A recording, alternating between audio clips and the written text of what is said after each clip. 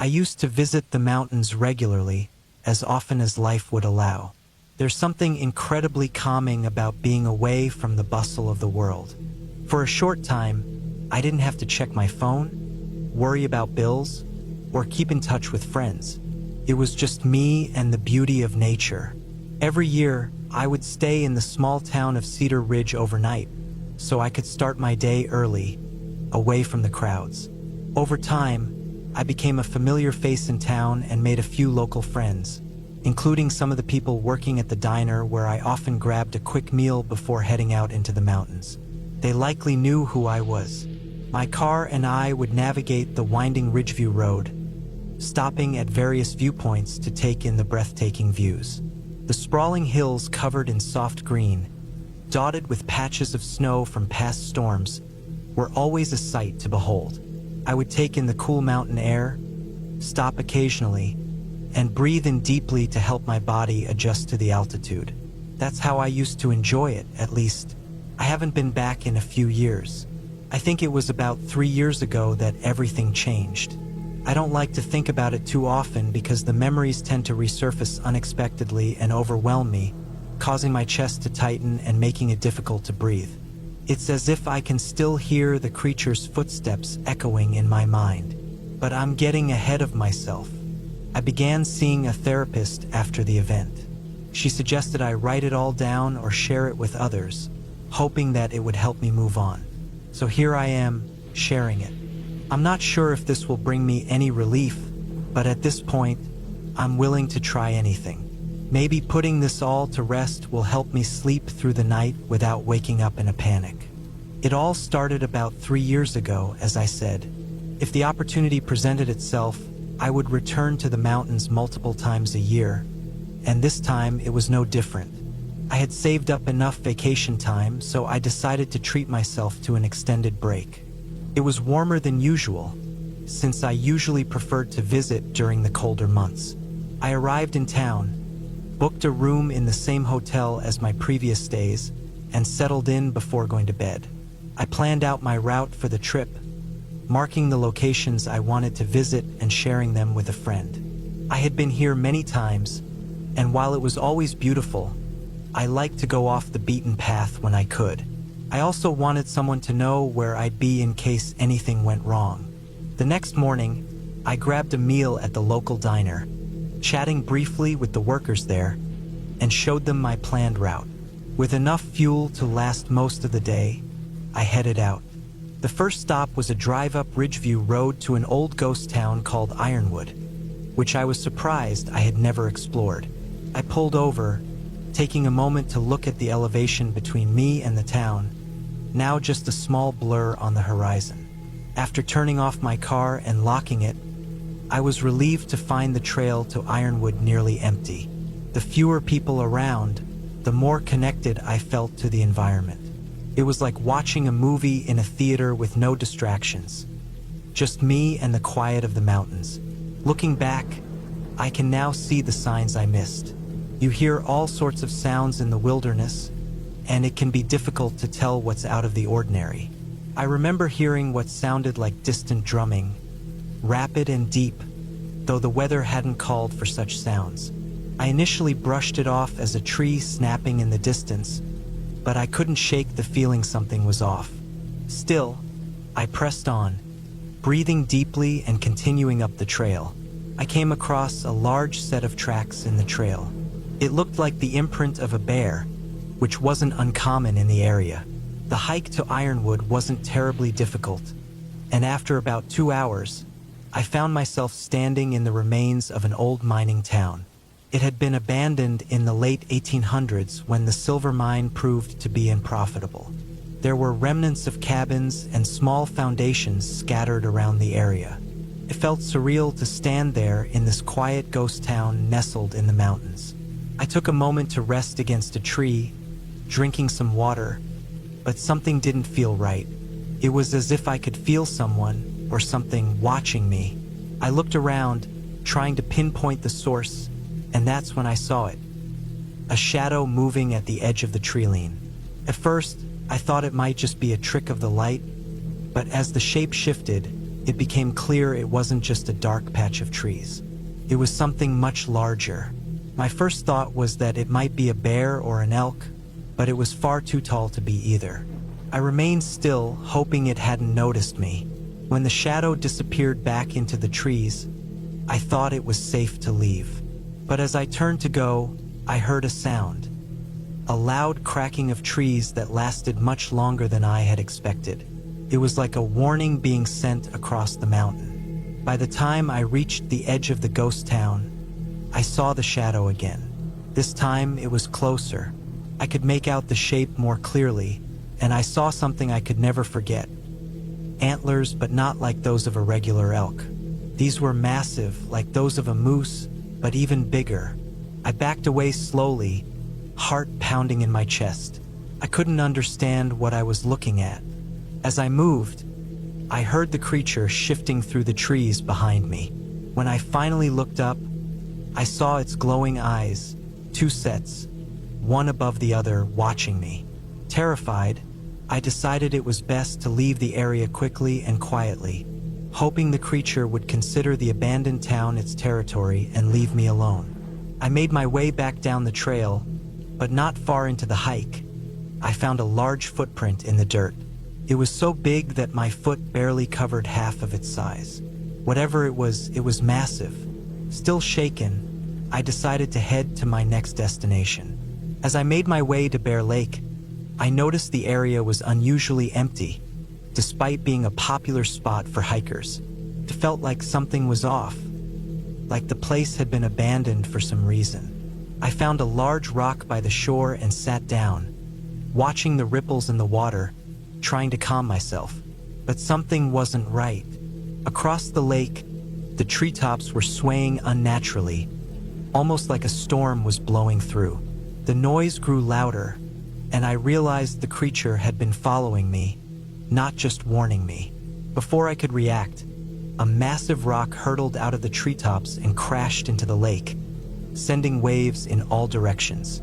I quickly scrambled backward, but in my haste, I tripped and fell, injuring my ankle and elbow. I took a moment to tend to the wound before noticing the noise had stopped. But then, I heard a sound to my right. Turning slowly, I saw it. The creature that had been following me was now standing in the sunlight, and I could see it clearly for the first time. It was a terrifying sight, larger than anything I could have imagined. Its body like a bear, but with an unnatural length. Its antlers were massive, and it had eyes that shone in the light, some like a mammal's, others like a reptile's. I froze, not knowing what to do. It took a step toward me, its antlers knocking against the trees. The sound was deafening, like the blast of a shotgun going off next to my ear. I backed away slowly, not wanting to provoke it, but the creature kept advancing. The steps shook the ground beneath me. Before I knew it, it charged, and I was hit with one of its antlers. Everything went blurry from there. The next thing I knew, I was lying on the ground, my legs broken from the impact. The creature sniffed the air, drawn to my blood. I passed out shortly after that, but somehow I survived. A group of other hikers had heard the commotion and found me unconscious. They stopped the bleeding and got me to the hospital in Cedar Ridge. I haven't been able to hike since. My legs are beyond repair, and I'll never walk again. I still think about the creature, and I've done as much research as I could, but I've never found anything that looks like it. Some strange hybrid of a bear and an elk, perhaps. I can't help but wonder if that's what caused Ironwood to be abandoned in the first place. Maybe I was just in the wrong place at the wrong time. At night, I hear the clicking noise it made, and every thunderstorm brings back the sound of its antlers crashing into the trees. I don't know if I'll ever feel at peace, but I can't stop wondering what else the mountains are hiding. Maybe there are more of those things out there, or worse. I still hear its eyes watching me when I go to bed, and I can't shake the feeling that it might finish what it started.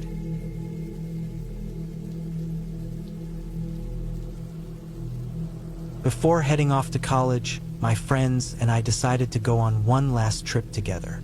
We chose the Pacific Crest Trail as our destination. A few nights of drinking, hiking, and camping was just what we needed to unwind. Ian, my boyfriend, picked me up from my place. I had never been to the Pacific Crest Trail, so Ian tried his best to describe its beauty. "Babe, you're going to love it. I promise you, it's nothing but fresh air and wilderness. We'll be one with nature," he said. I wasn't sure if Mother Nature would approve of the huge cooler full of alcohol he brought along. "What about this?" Ian asked, pulling out a Ziploc bag filled with weed. "Mother Nature probably approves of this. She grew it," he added with a grin. "You've been hiding this from me," I exclaimed, grabbing the bag from him. I opened it and took in the familiar scent. "It's going to be a long ride. Might as well roll one up," I suggested.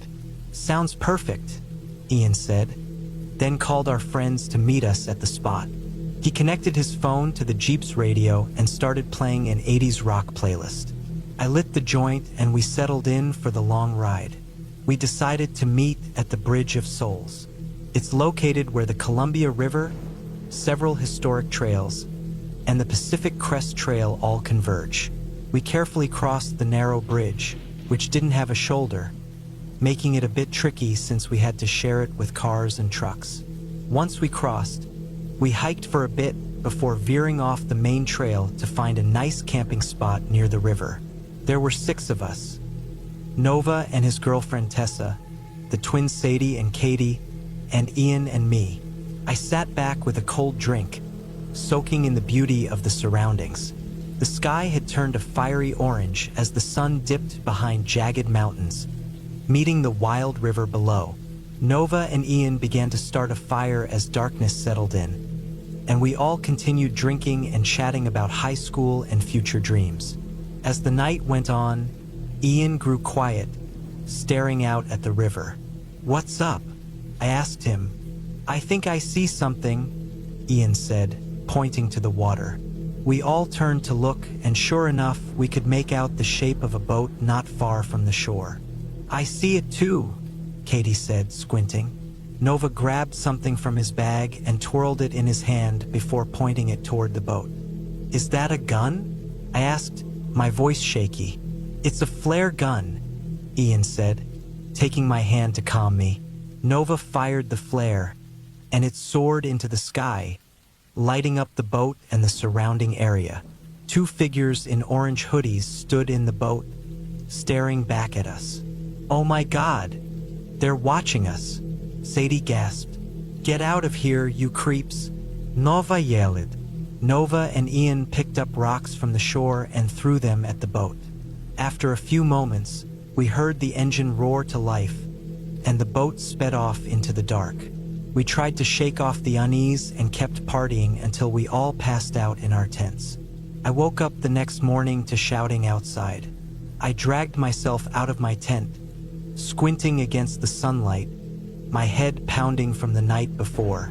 I saw Ian standing by a small boat that had appeared on the riverbank. "Ian, what's wrong?" I asked, stumbling over to him. "They were here last night," Ian said. "They stole everything while we were sleeping." Nova appeared behind us. "I can't find the trail. I've got some food and water in my tent. Let's eat and regroup." After we ate, we realized we had to head back. We packed up and decided to find the trail we had veered off from to reach the riverbank. Nova suggested we split up into pairs and keep close so we could alert the others if anyone found the trail. Ian grabbed my hand, leading me through the woods, and we didn't speak. The only sound was the crunching of leaves and branches under our feet. "I think I see something," Ian whispered. I looked around, trying to spot whatever he had noticed, and that's when we both saw it. A man in an orange hunting hoodie stood motionless, a few yards away, his face hidden behind a camouflage mask. We locked eyes in horror. Without a word, we turned and ran in the opposite direction. My foot caught a root, and I stumbled, my hands outstretched to break the fall. I felt a sharp pain in my wrist and arm, but managed to catch myself before hitting the ground. Ian rushed over to help me, but when he flexed my wrist, pain shot up my arm. I winced and pulled away. Behind him, I saw movement. One of the men in the orange hoodie stepped out from behind a tree. "Run," Ian said. He grabbed my elbow and we took off in a sprint, trying to reach what we hoped was the trail. But it wasn't the trail. It was a small clearing, and in the center was a still smoking campfire. Sadie and Katie emerged from the trees, followed by Nova and Tessa. We shared our stories, all of us recalling the strange behavior of the men in orange. "They were pushing us here," Katie said, shaking. "Why are they doing this?" Nova asked. "You shot a flare at them," I reminded him. "Well, they were floating out there watching us," Nova snapped. "Stop fighting. It won't help," Sadie said. "We need to focus on finding the trail." We looked around the clearing, which was about half the size of a football field. The only unusual thing was the small fire still burning in the center. "Let's turn around and head into the woods again," Ian suggested. We started walking back toward the woods, but as we approached the tree line, several men in orange hoodies emerged from the shadows. More kept appearing, surrounding us. I counted at least 12 of them, some with rifles. The men grabbed the twins, Sadie and Katie, and began dragging them away. They screamed and kicked. Nova and Ian ran to help, but Nova's punch to one of the men's chin dropped him to the ground. He reached down to grab Sadie, but before he could, a loud explosion rang out, filling the air. I was stunned by the blast, my ears ringing. In the confusion, I saw Sadie screaming, blood covering her, and Nova collapsed beside her. Ian froze, then bolted. One of the hunters had shot Nova. Ian took 2 more steps before another shot rang out. Blood sprayed from Ian's head like a sprinkler, and he collapsed mid-stride. I grabbed Tessa and dragged her into the trees. We ran without looking back, our hearts pounding in our chests. I felt guilty for leaving the others behind, but I knew it was the only chance we had. We ran for what felt like hours until we stumbled back onto the trail. I pointed in the direction of the bridge. "This way," I said. We ran to the bridge, flagged down a passing car, and called the authorities. I was frantic, trying to explain what happened while Tessa wept beside me, too shaken to speak. Hours later, as the sun set, the police found the remains of our friends. The hunters had set up 2 wooden crosses and hung Sadie and Katie from them, their intestines tied together, decorating the grotesque structure like twisted ornaments. Nova and Ian lay at the foot of the crosses. I may never understand the twisted motives behind the brutal murders, but I know one thing for sure. I'll never set foot on the Pacific Crest Trail again.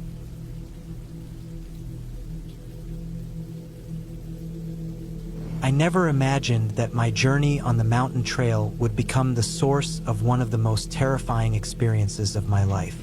My girlfriend and I, both seasoned hikers, decided to celebrate our anniversary by tackling the trail together. After several hours of hiking, we decided it was time to set up camp for the night. We found a peaceful spot with a beautiful view of the distant hills and quickly pitched our tent. As night fell, we gathered around the campfire, telling stories, roasting marshmallows, and cooking hot dogs. Suddenly, we heard something rustling in the woods. At first, we thought it was just an animal, but the noise grew louder and more persistent. Then came a sound that made the blood run cold. A deep, guttural growl that seemed to come from all directions. We quickly extinguished the fire and hurried into our tent, trying to convince ourselves it was only a bear.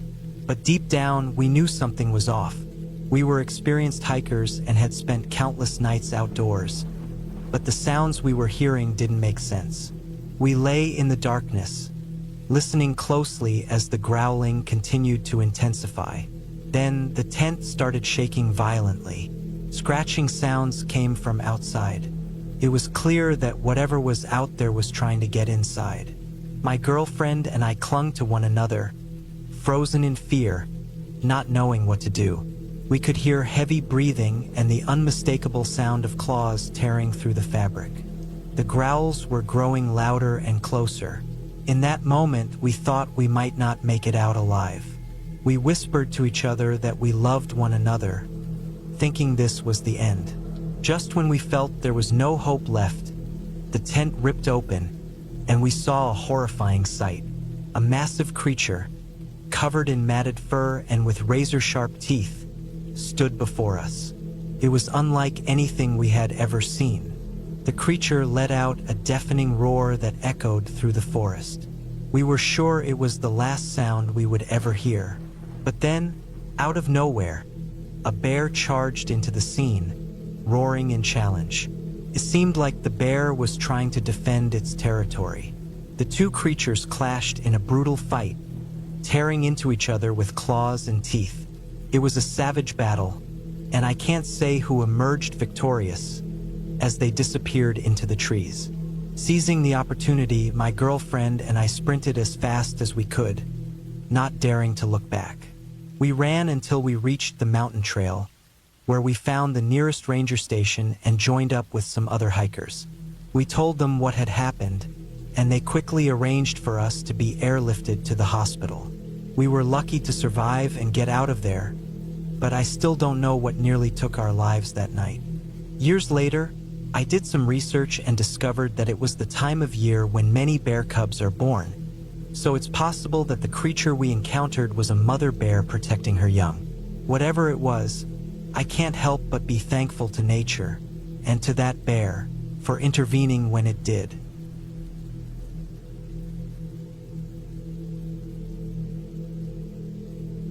It seemed like it would be an exciting adventure to camp in the wilds of the Peruvian rainforest with my close friends. That's what I thought. So we packed up our gear and set out on our journey, eager to explore the untouched land. The first few days were incredible. We trekked through thick jungles, crossed wild rivers, and climbed towering peaks. We even spotted rare creatures like pumas and capybaras. But soon, things began to go horribly wrong. One night, as we sat around the campfire, strange sounds echoed from the trees. At first, we thought it was an animal, but the noises began to sound more human. We felt uneasy, but we tried to brush it off and get some sleep. The next morning, we woke to discover that some of our supplies had disappeared. We figured it was just a wild animal, but we couldn't have been more wrong. As we continued on our trek, we found signs of human presence. Footprints, broken branches, and even torn clothing. We tried to convince ourselves it was just local people passing through, but the unease only grew stronger. As we hiked, the feeling of being watched intensified. Then we began to see figures lurking in the distance.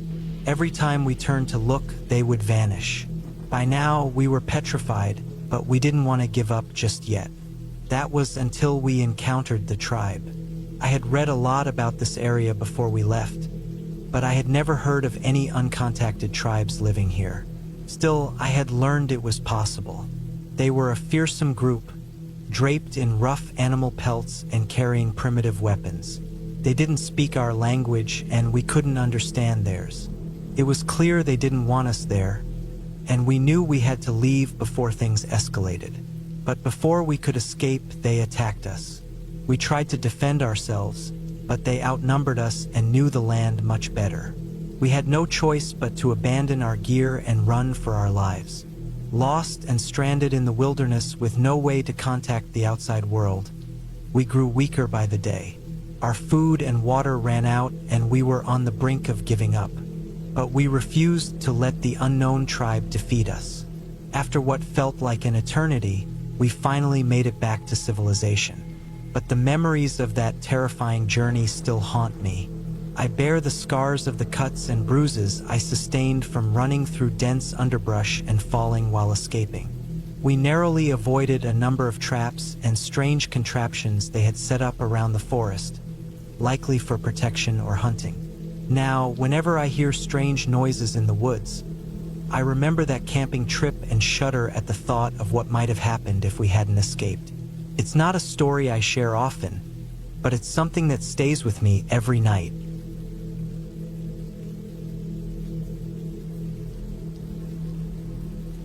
I will never camp at Pine Ridge National Park again. Personally, I've always enjoyed camping, and Pine Ridge has been on my list of places to visit for as long as I can remember. The thought of being close to nature in such a beautiful spot was always something I looked forward to. But little did I know, my trip there would turn into a nightmare I would never forget. My friend and I arrived at the park and set up camp in a secluded spot deep in the forest. It was the ideal location, away from the noise of other campers, and we were excited to embrace the peace of nature. The first few days were exactly what we hoped for. We hiked through the woods, observed wildlife, and enjoyed the breathtaking views. But on the third day, things took a turn for the worse. We were hiking along when we started hearing strange sounds coming from the trees. At first, we thought it was just some animals, but the noises grew louder, and we began to feel uneasy. A low, deep growl sent shivers down my spine. We tried to ignore it and kept going, but the growling seemed to follow us. It wasn't long before we started to feel like we were being watched. The hair on my arms stood up, and that's when we saw a shadowy figure in the distance, hiding among the trees. It was too far away to see clearly, but it was massive and definitely not something I could identify. We made our way back to camp, but the growling persisted. We tried to stay calm, but it was impossible with the fear building inside us. Once we reached our tent, we locked ourselves in and hoped the noises would stop. The night dragged on, filled with tension and dread. We could hear scratching sounds on the tent's fabric, followed by horrifying noises that made us want to scream. We hardly slept that night, and when we did, it was restless and full of disturbing dreams. When morning finally came, we packed up quickly and left without ever looking back. To this day, I still don't know what that creature was, but I have a strong sense that it was something beyond human comprehension. The memory of that trip still haunts me, and I know I'll never forget the terror I experienced in Pine Ridge National Park. However, don't let this discourage you from visiting. It is still a beautiful and peaceful place overall.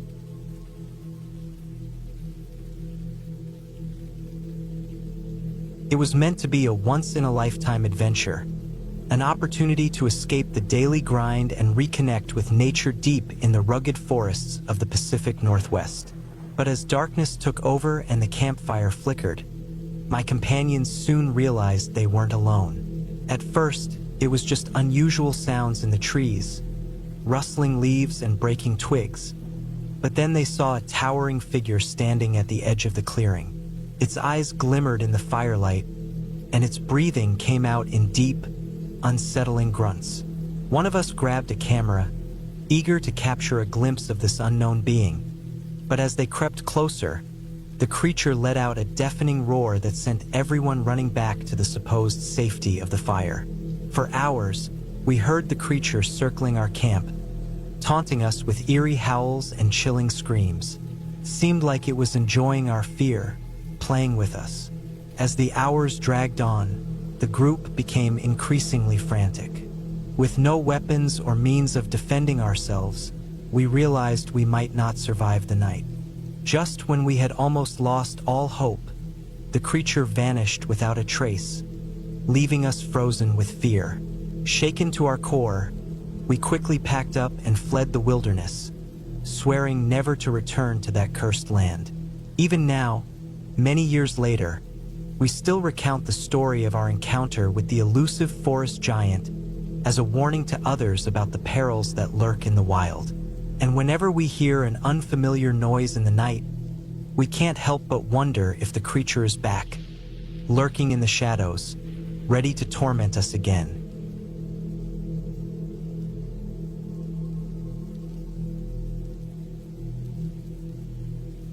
I had always been intrigued by the mysterious cultures of ancient civilizations, so when my buddy proposed a camping trip near some old ruins, I jumped at the chance. We set up camp near the edge of a thick forest and trekked over to explore the site. The crumbling stone structures and faded carvings were impressive, but there was something unsettling about them, a strange presence that lingered as night began to fall. We built a fire, toasted marshmallows, and made s'mores, laughing and telling stories. But I couldn't shake the feeling that we weren't alone. A cold shiver ran through me as I heard odd sounds coming from the woods. My friends brushed it off as wild animals, but I had a feeling it was something else. I decided to take a walk around the ruins to clear my mind. The moonlight bathed the stone surfaces, casting long shadows on the ancient carvings. That's when I saw it. A figure moving in the dark. It was a woman wearing clothes that looked like something out of history, maybe from a time long past. She drifted toward me, her eyes glowing eerily in the dim light. I was frozen in place, unable to move, as she came closer. The woman reached out with a hand, her nails long and sharp, almost unnatural. I screamed and tried to flee, but it felt like an invisible force had me in a tight grip. I struggled, trying to break free, but her strength was overwhelming. She whispered something in a language I didn't recognize, her breath icy and foul, as if she knew I was about to meet my end. I could feel her lips brush my neck, sending a wave of terror through me. Just when I thought it was the end, my friends burst into the clearing, shouting and waving their flashlights. The woman immediately let go of me and disappeared into the dark, leaving me shaken and confused. My friends had no explanation, but I knew deep down what had happened. It was an encounter with something supernatural. We packed up quickly and left the ruins at dawn, swearing never to return. From that night on, I've never doubted the existence of the unknown. But even now, I wonder, what exactly did I run into out there?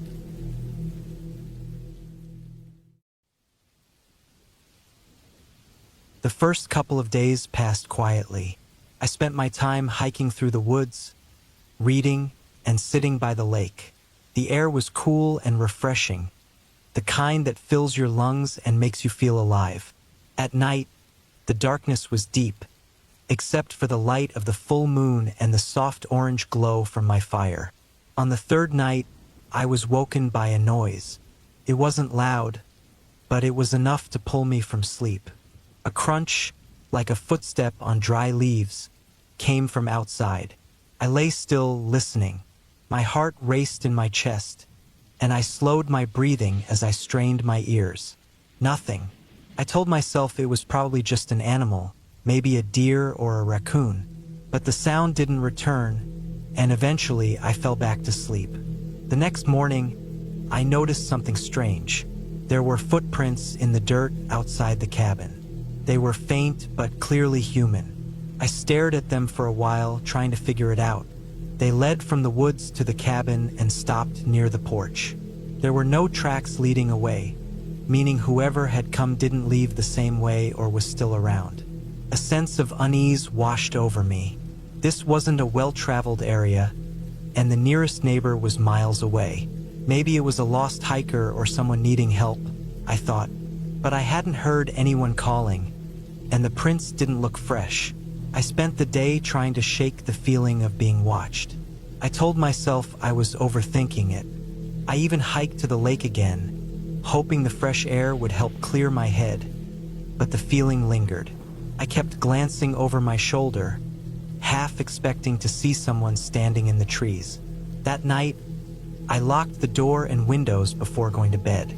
I kept the fire going longer than usual, the flickering light giving me some comfort. Sleep didn't come easily, but eventually exhaustion took over. I woke up to another noise, this time louder.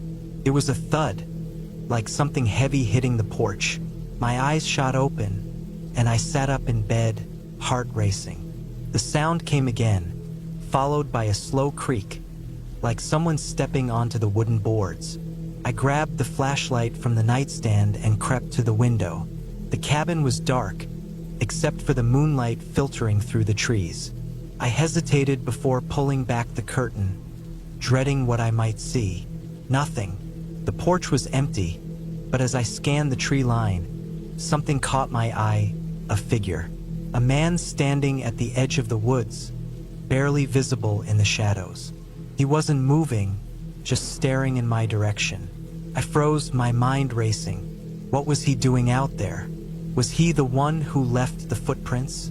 Why wasn't he moving? I stayed by the window for what felt like hours, watching him. He didn't move at all. Eventually, I couldn't stay awake any longer, and I went back to bed, though I didn't sleep much. By morning, the man was gone. I spent the day inside, too scared to go outside. I kept checking the windows, half expecting him to appear again. When the sun started to set, I added more wood to the fire and kept the flashlight close. Around midnight, the noises started again. This time it was a soft tapping, like fingers on glass. I turned toward the window, and my stomach dropped. The man was standing right there, his face nearly pressed against the glass. I jumped up, grabbing the flashlight and shining it directly at him. He didn't flinch. His face was pale, his eyes wide and unblinking. He just stood there, staring. I grabbed the heavy fire poker and stood my ground, my hand trembling. After what seemed like forever, he turned and walked away, disappearing into the trees. I didn't sleep the rest of the night. The next morning, I packed my things. I didn't care that I still had days left on the rental. I just wanted to leave. But when I stepped outside, my heart sank. All 4 of my car's tires were slashed. Panicked, I checked my phone, but there was no signal. The nearest town was miles away. I thought about hiking to the main road, but the idea of leaving the cabin made my skin crawl. What if he was still out there? I spent the day barricading the doors and windows. I found an old hunting knife in one of the drawers and kept it close. As night fell, I felt trapped, like a caged animal. The noises started earlier this time. Footsteps circling the cabin, a faint scratching on the walls. Then came the tapping on the windows, louder and more persistent. I sat in the corner of the room, clutching the knife, my heart pounding. The noises stopped, and for a moment, there was silence. Then the door handle rattled. I held my breath as the door creaked open. The barricade held, but I knew it wouldn't last.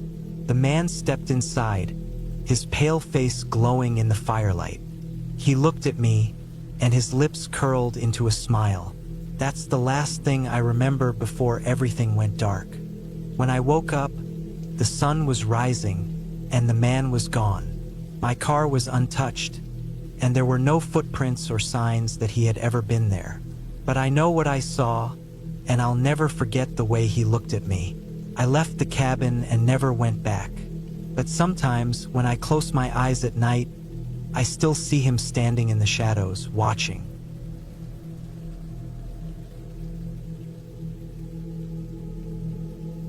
I decided to rent a small cabin tucked away in the woods for a week of escape. It was the kind of solitude I longed for after a hectic few months in the city. No emails, no traffic, no constant noise. Just me, nature, and pure quiet. The cabin was located in the northern part of Idaho, surrounded by miles of forest and a small pond just a short 5-minute walk away. It was late October 2023, and the trees had already lost most of their leaves, covering the ground in shades of brown and gold. The cabin itself was old but solid, with a scent of pine and age in the air. The furniture was simple but cozy, including a wood stove, a modest kitchen, a single bedroom, and a squeaky porch that faced the thick forest. A dirt path led up to the cabin, but I couldn't see it from where I stood. It felt like I was the only person left on Earth, and at that moment, it was exactly what I needed.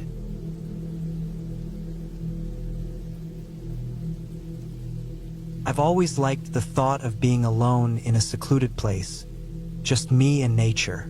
In 2017, I rented a cabin far from civilization, deep in the woods of rural Vermont, for a long weekend. It was the kind of place that felt like it belonged in an old postcard. A small 1-story log cabin with a porch that overlooked a thick forest miles away from any town. The cabin had been built in the 1960s. While it had modern amenities like running water and electricity, it still felt disconnected. Exactly what I was looking for. At the time, I had just turned 35. Life had worn me down. Work was overwhelming, my social life was non-existent, and I felt like I was losing control. A solo retreat to nature seemed like the perfect escape.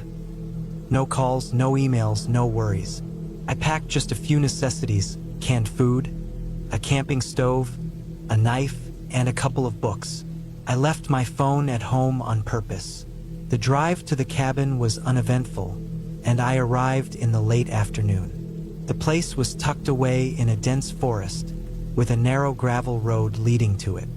The nearest neighbor was at least 5 miles away, and the silence was almost deafening. The cabin smelled of pine and old wood, with one bedroom, a tiny kitchen, and a cozy living room with a fireplace. The windows were small and dusty, and the only light came from a few dim bulbs hanging from the ceiling. It wasn't luxurious, but it was perfectly cozy. I spent the first evening unpacking and taking a walk around the area. The forest was thick, stretching as far as the eye could see in every direction. There was no cell service, no Wi-Fi, and no sounds of human life, just me and the trees. The first night passed peacefully. I lit a fire in the fireplace, read for a while, and eventually fell asleep on the couch. I didn't hear a single noise all night, which was a welcome relief from the constant buzz of city life. The next morning, I decided to go for a hike.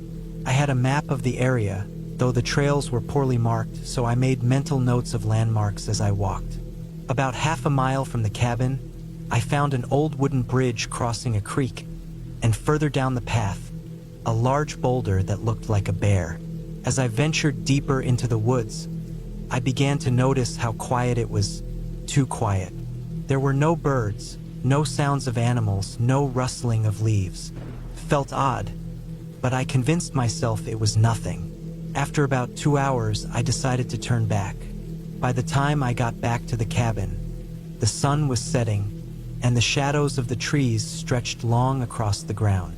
I cooked a simple meal on the camping stove and ate it on the porch, watching the forest darken. That's when I saw it, a figure standing just inside the tree line about 100 yards away. At first, I thought it was a trick of the light, but it didn't move.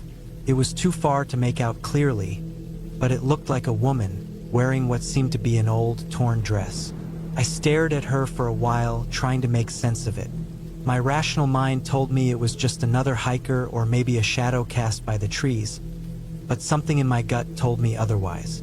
I stood up and called out, but there was no answer. When I went inside to get my flashlight, the figure was gone. That night, I couldn't sleep. Every little noise seemed amplified: the creaking of the wood floors, the wind, the occasional snap of a twig. I kept telling myself it was just the forest, but I couldn't shake the feeling that something wasn't right. Around midnight, I heard something outside. It wasn't the wind or the creak of the porch. It was footsteps, slow and deliberate, circling the cabin. I froze, my heart pounding. The hunting knife was on the coffee table just out of reach. I sat still, barely breathing, as the footsteps continued, stopping near the front door. I wanted to grab the knife and check the door, but my legs felt paralyzed. Then the doorknob turned. It didn't open, but it rattled as though someone was trying to force it. Finally, I snapped out of my paralysis, grabbed the knife, and crept toward the door. The rattling stopped before I could reach it.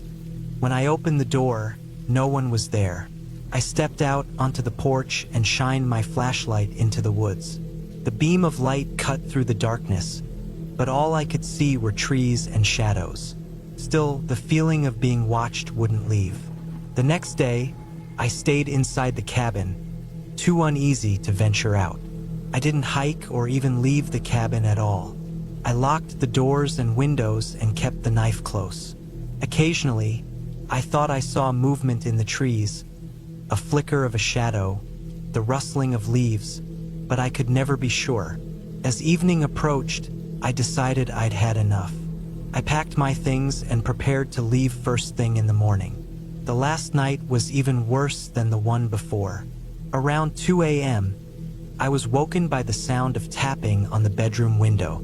It wasn't the wind or a branch. It was rhythmic, deliberate. Tap, tap, tap. I didn't want to look, but I couldn't resist. I pulled the curtain back just enough to peek outside.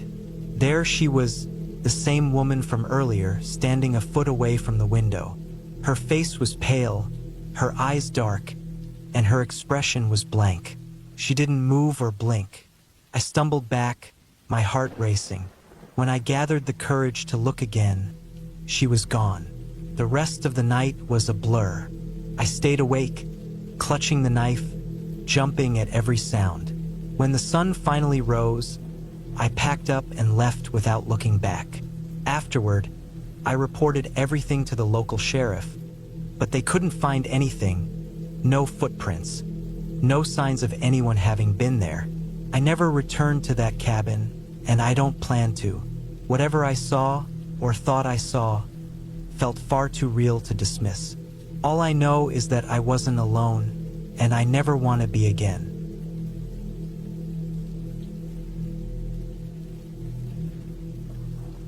It was early October of 2019, and I was 29 years old. My work was draining me, and I was in dire need of a break. I'd always loved the outdoors, and camping had always been my way to escape from the pressures of daily life. So, I packed up my gear, threw it into my aging SUV, and drove 3 hours to a remote forest in West Virginia. I didn't have a specific campsite planned, just a rough idea of where I wanted to set up my tent, somewhere away from the crowded areas. The air was cool and refreshing as I arrived late in the afternoon. The forest was a mosaic of autumn colors, reds, oranges, and yellows, covering the ground like a blanket, crunching under my boots as I searched for the perfect spot. After about 20 minutes of walking deeper into the woods, I found a small clearing near a creek. The sound of the water flowing was soothing, and the solitude was exactly what I was craving. I set up my tent, unrolled my sleeping bag, and started a fire. By nightfall, I had a simple meal cooking over the flames, just some canned chili I had brought along.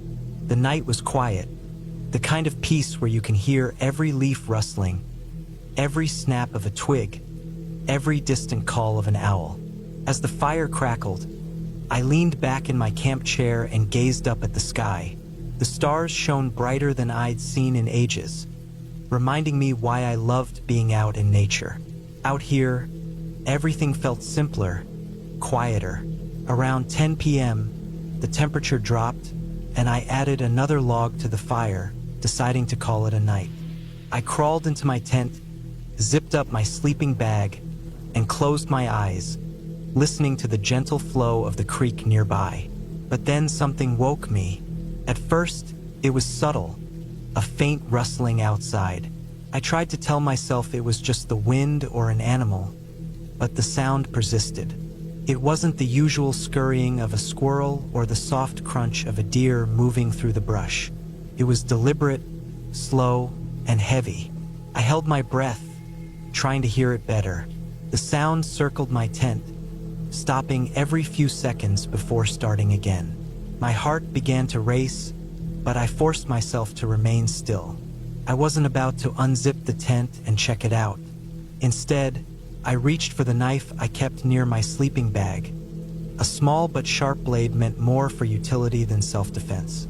Minutes passed, and the sound slowly faded.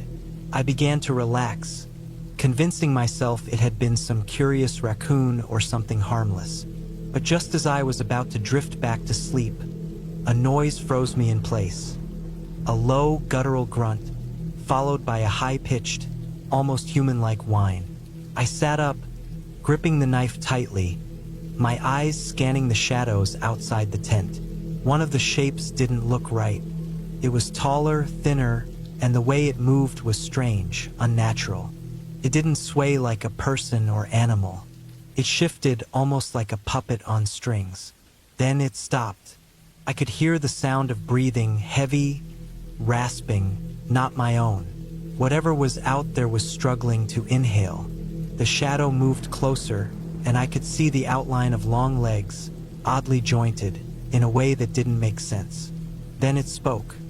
Not in words, but in strange sounds that almost mimicked human speech, as though it were trying to imitate the cadence of human language but failing.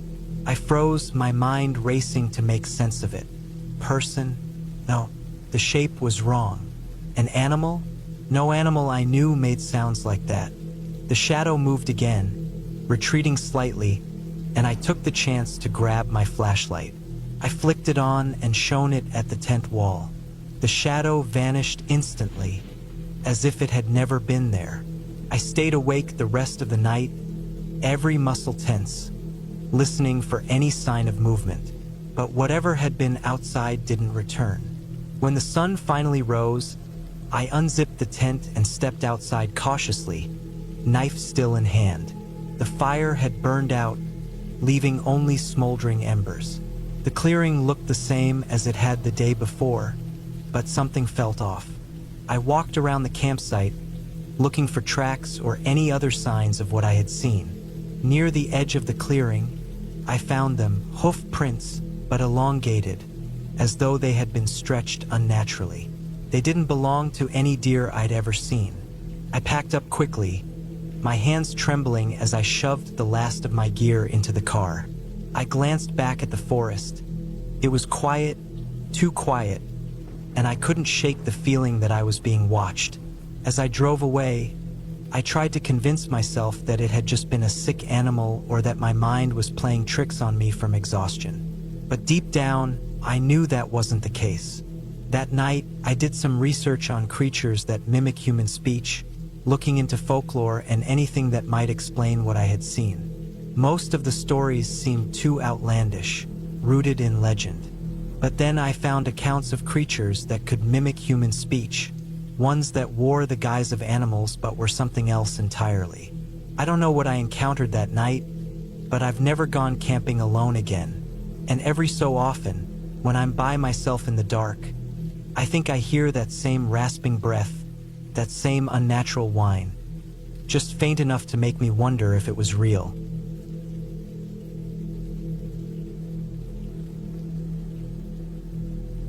It was early October of 2019, and I was 29 years old. My work was draining me, and I was in dire need of a break. I'd always loved the outdoors, and camping had always been my way to escape from the pressures of daily life. So, I packed up my gear, threw it into my aging SUV, and drove 3 hours to a remote forest in West Virginia. I didn't have a specific campsite planned, just a rough idea of where I wanted to set up my tent, somewhere away from the crowded areas. The air was cool and refreshing as I arrived late in the afternoon. The forest was a mosaic of autumn colors, reds, oranges, and yellows, covering the ground like a blanket, crunching under my boots as I searched for the perfect spot. After about 20 minutes of walking deeper into the woods, I found a small clearing near a creek. The sound of the water flowing was soothing, and the solitude was exactly what I was craving. I set up my tent, unrolled my sleeping bag, and started a fire.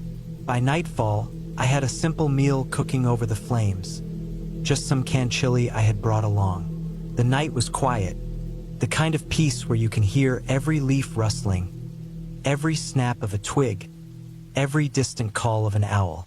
As the fire crackled, I leaned back in my camp chair and gazed up at the sky.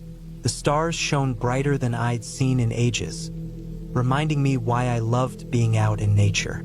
Out here, everything felt simpler, quieter. Around 10 p.m., the temperature dropped, and I added another log to the fire, deciding to call it a night. I crawled into my tent, zipped up my sleeping bag, and closed my eyes, listening to the gentle flow of the creek nearby. But then something woke me. At first, it was subtle, a faint rustling outside. I tried to tell myself it was just the wind or an animal, but the sound persisted. It wasn't the usual scurrying of a squirrel or the soft crunch of a deer moving through the brush. It was deliberate, slow, and heavy. I held my breath, trying to hear it better. The sound circled my tent, stopping every few seconds before starting again. My heart began to race, but I forced myself to remain still. I wasn't about to unzip the tent and check it out. Instead, I reached for the knife I kept near my sleeping bag. A small but sharp blade meant more for utility than self-defense. Minutes passed, and the sound slowly faded. I began to relax, convincing myself it had been some curious raccoon or something harmless. But just as I was about to drift back to sleep, a noise froze me in place. A low, guttural grunt, followed by a high-pitched, almost human-like whine. I sat up, gripping the knife tightly, my eyes scanning the shadows outside the tent. One of the shapes didn't look right. It was taller, thinner, and the way it moved was strange, unnatural. It didn't sway like a person or animal. It shifted almost like a puppet on strings. Then it stopped. I could hear the sound of breathing, heavy, rasping, not my own. Whatever was out there was struggling to inhale. The shadow moved closer, and I could see the outline of long legs, oddly jointed, in a way that didn't make sense. Then it spoke. Not in words, but in strange sounds that almost mimicked human speech, as though it were trying to imitate the cadence of human language but failing. I froze, my mind racing to make sense of it. Person? No, the shape was wrong. An animal? No animal I knew made sounds like that. The shadow moved again, retreating slightly, and I took the chance to grab my flashlight. I flicked it on and shone it at the tent wall. The shadow vanished instantly, as if it had never been there.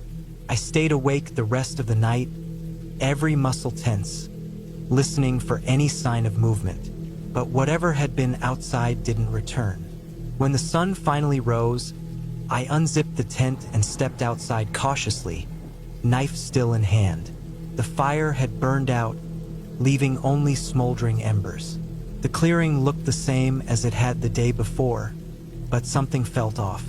I walked around the campsite, looking for tracks or any other signs of what I had seen. Near the edge of the clearing, I found them, hoof prints, but elongated, as though they had been stretched unnaturally. They didn't belong to any deer I'd ever seen. I packed up quickly, my hands trembling as I shoved the last of my gear into the car. I glanced back at the forest. It was quiet, too quiet, and I couldn't shake the feeling that I was being watched. As I drove away, I tried to convince myself that it had just been a sick animal or that my mind was playing tricks on me from exhaustion. But deep down, I knew that wasn't the case. That night, I did some research on creatures that mimic human speech, looking into folklore and anything that might explain what I had seen. Most of the stories seemed too outlandish, rooted in legend. But then I found accounts of creatures that could mimic human speech, ones that wore the guise of animals but were something else entirely. I don't know what I encountered that night, but I've never gone camping alone again. And every so often, when I'm by myself in the dark, I think I hear that same rasping breath, that same unnatural whine, just faint enough to make me wonder if it was real.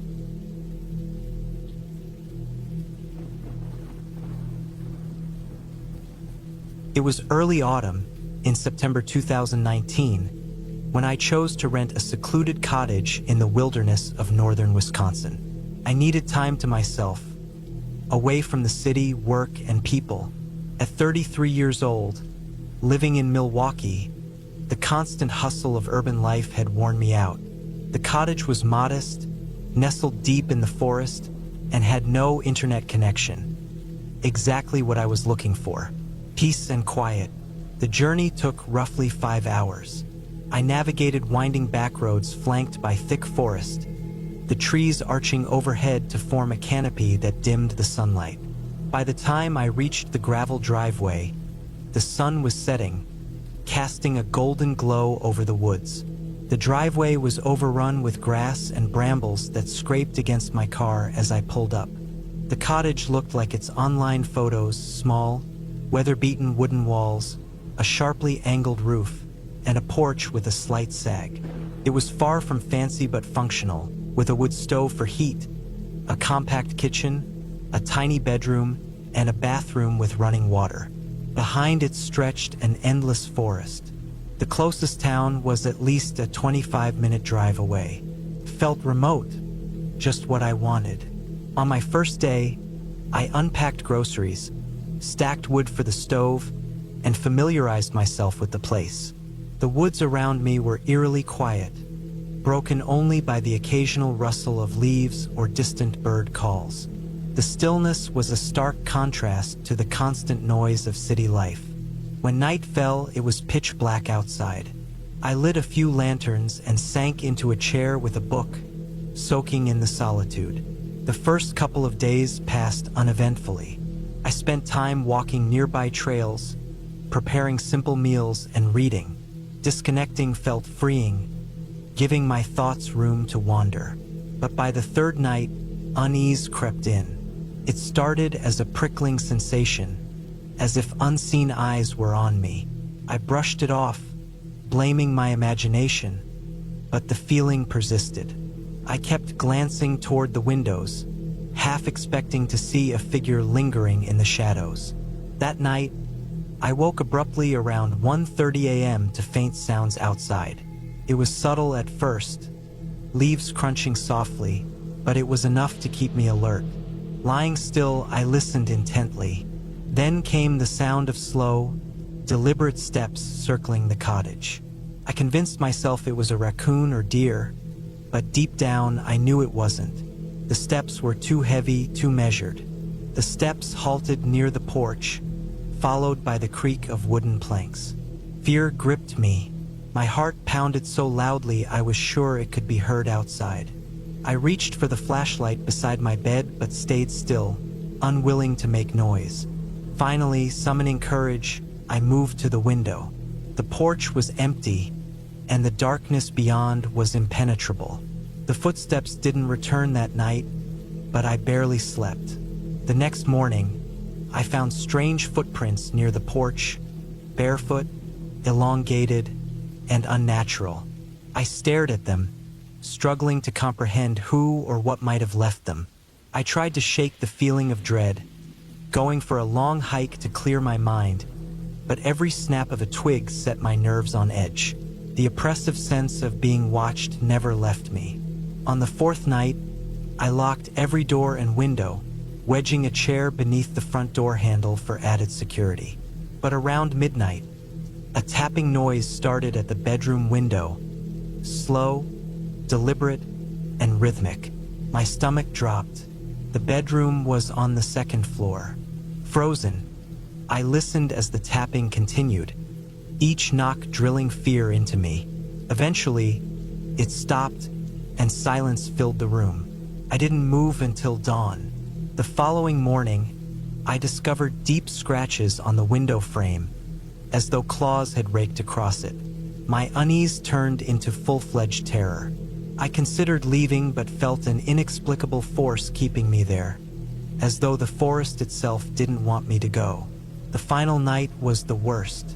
I didn't even attempt to sleep, sitting instead in the living room with a hunting knife I'd found in the kitchen. Around 2:30 a.m., the footsteps returned, circling the cottage slowly. They paused, then resumed. When the back door creaked open, I panicked and bolted upstairs, locking myself in the bedroom. Hours passed as I sat shaking in a corner, staring at the door, waiting for it to give way. When dawn broke, I ventured downstairs to find the back door swinging open. More of those strange footprints led from the porch into the woods. Without hesitation, I packed my belongings and drove away, not caring how branches scraped my car as I sped down the driveway. Years later, I still can't explain what happened. I've replayed it in my mind countless times, searching for logic, but nothing fits. I'll never return to that cottage. Even now, sometimes late at night, I hear phantom footsteps circling my home, and I'll never forget the tall, gaunt silhouette I glimpsed as I left that place, standing among the trees, watching me go. Whatever it was, it wasn't human.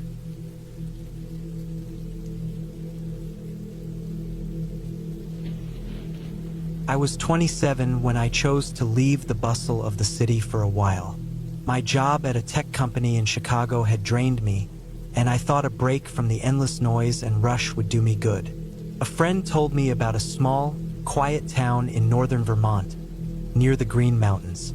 He said it was affordable, peaceful, and surrounded by nature. It sounded like the perfect escape. I rented a little cabin on the outskirts of town for 3 months and packed up my things.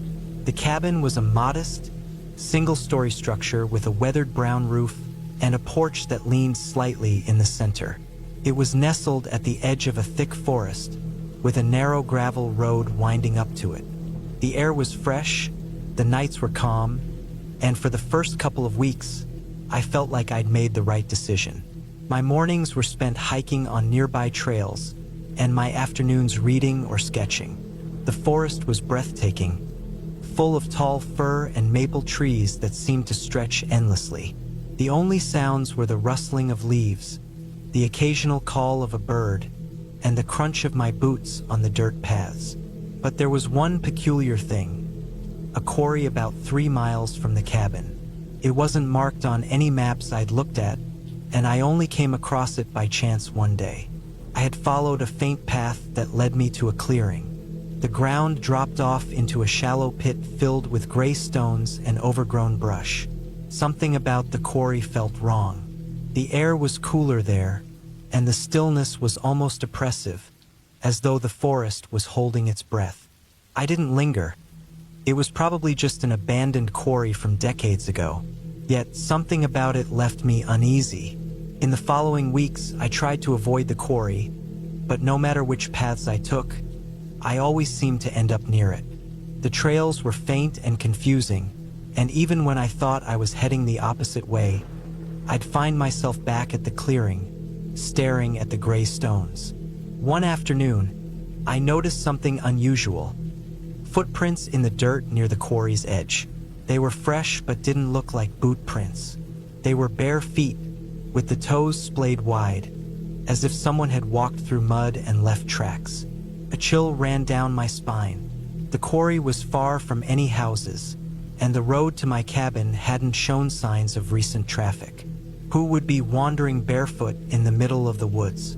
I tried to rationalize it, telling myself it might have been an animal, maybe a bear, though the tracks didn't resemble any I'd seen before. After that, though, strange things started happening. At night, I would hear faint rustling sounds outside the cabin. Sometimes it sounded like slow, deliberate footsteps. One evening, I grabbed a flashlight and stepped outside to check. The cold air bit at my skin, and the forest beyond the beam of light was pitch dark. I walked around the cabin but found nothing. Still, I couldn't shake the eerie feeling that someone, or something, was watching me. The next morning, I noticed scratches on the side of the cabin. They were long and shallow, as if something with claws had dragged them across the wood. The marks were high off the ground, too tall for most animals. Determined to get answers, I set up a trail camera on a tree near the cabin, aimed at the clearing in front. If anything or anyone was coming by at night, I wanted proof. That night, I locked all the doors and windows, then sat by the fire with a book. Every creak of the cabin made me jump.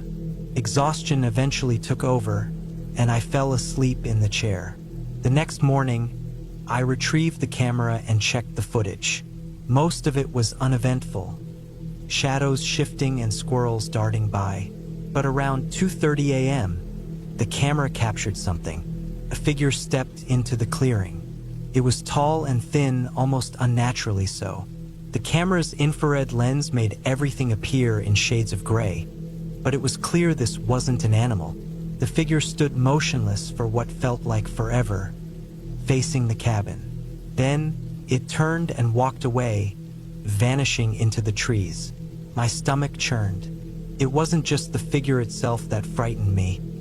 It was how it moved stiffly, as if it wasn't accustomed to walking. That was the final straw. I packed up my belongings and called the cabin's owner to let them know I was leaving early. As I drove down the gravel road, I glanced in the rearview mirror and froze.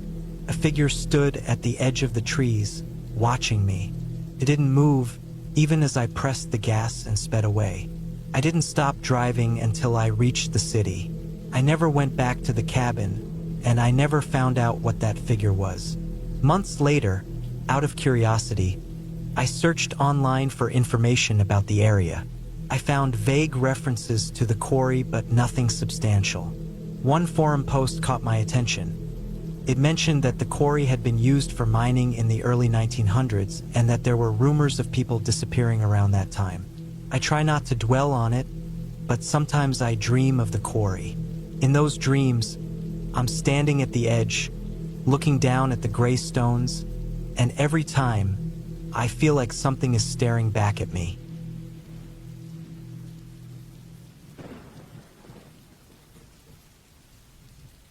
It was late September when I decided to escape to a remote cabin for a peaceful weekend. I'd booked it online, a simple wooden retreat hidden deep within the Blue Ridge Mountains, far from the bustle and noise of urban life. At 35 years old, I'd been yearning for some quiet time away for months. The cabin appeared ideal in the photos, modest, rustic, and surrounded by towering oaks and rough terrain.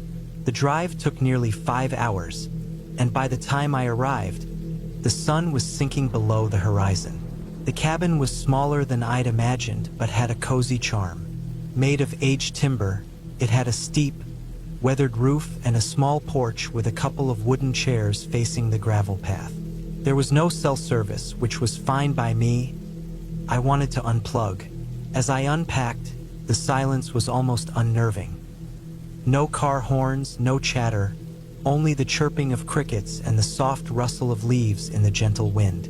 The air carried an earthy scent, a mix of damp moss and cedar. I assured myself this was exactly the escape I needed, a chance to recharge and leave the city's chaos behind. Inside, the cabin was simple but functional. A compact kitchen with older appliances, a stone hearth in the living room, and a single bedroom with a creaky bed. It felt homely but slightly neglected, as though it hadn't been visited in years. I double-checked all the locks on the doors and windows before settling in for the night. The first night passed without incident. I woke to the sound of birds chirping and sunlight slipping through the thin curtains. Most of that day was spent exploring the forest nearby. The trees were dense, their thick branches twisting upward, and the paths were faint, nearly invisible beneath layers of fallen leaves. The tranquility was both calming and unnerving. It was too quiet. By mid-afternoon, I stumbled upon something odd. A long-abandoned campsite. There was a collapsed tent and a fire pit filled with blackened remains.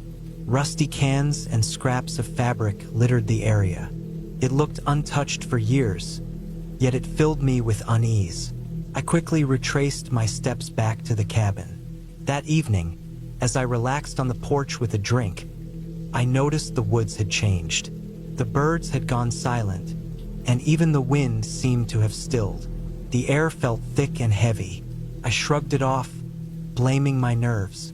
After all, being isolated like this could easily make someone jittery. Around midnight, I woke to a faint noise outside.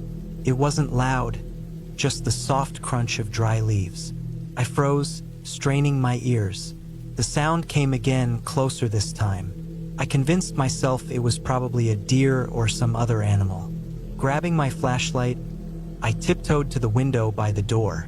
I scanned the area outside but saw nothing, just the driveway, empty and bathed in shadows. Still, I felt uneasy. Locking the door again, I returned to bed but struggled to sleep. My mind replayed the noise, imagining all kinds of scenarios. I finally drifted off as dawn's light crept into the room. The following day, I stuck close to the cabin, hesitant to wander after the prior night's strange noises. I spent the morning chopping wood and tidying the porch. Yet, no matter how hard I tried to distract myself, I couldn't shake the feeling of being watched. It was subtle but persistent, like unseen eyes following my every move.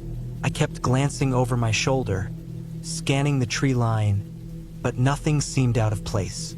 By evening, as the sky dimmed, I noticed footprints in the dirt near the cabin. They weren't mine. I'd been wearing heavy boots, and these prints were bare, as if someone had walked around barefoot. A shiver ran down my spine.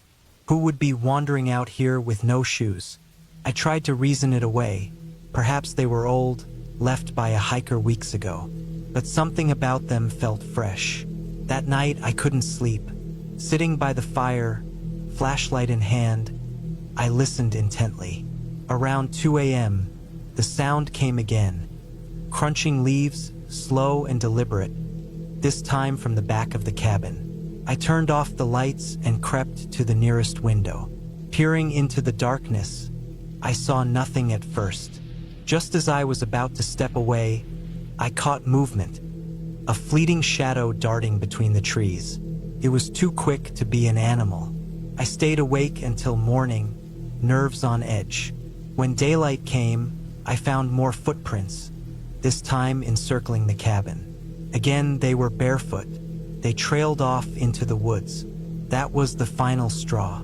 I packed my belongings hastily, determined to leave. As I loaded my car, I couldn't shake the feeling of being watched.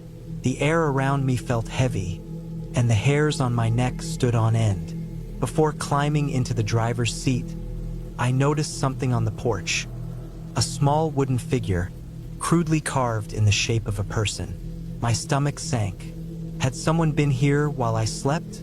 I wasted no time and sped down the mountain roads, not caring about speed limits. Hours later, I stopped at a gas station. While filling the tank, I glanced at my car and froze. On the rear bumper was another wooden carving, identical to the one on the porch. I don't know how it got there, and I didn't stick around to find out. I drove straight home, dread clinging to me the entire way. Even now, weeks later, I feel uneasy. Sometimes, when I glance out my window at night, I think I see a shadow, still and silent, watching from a distance.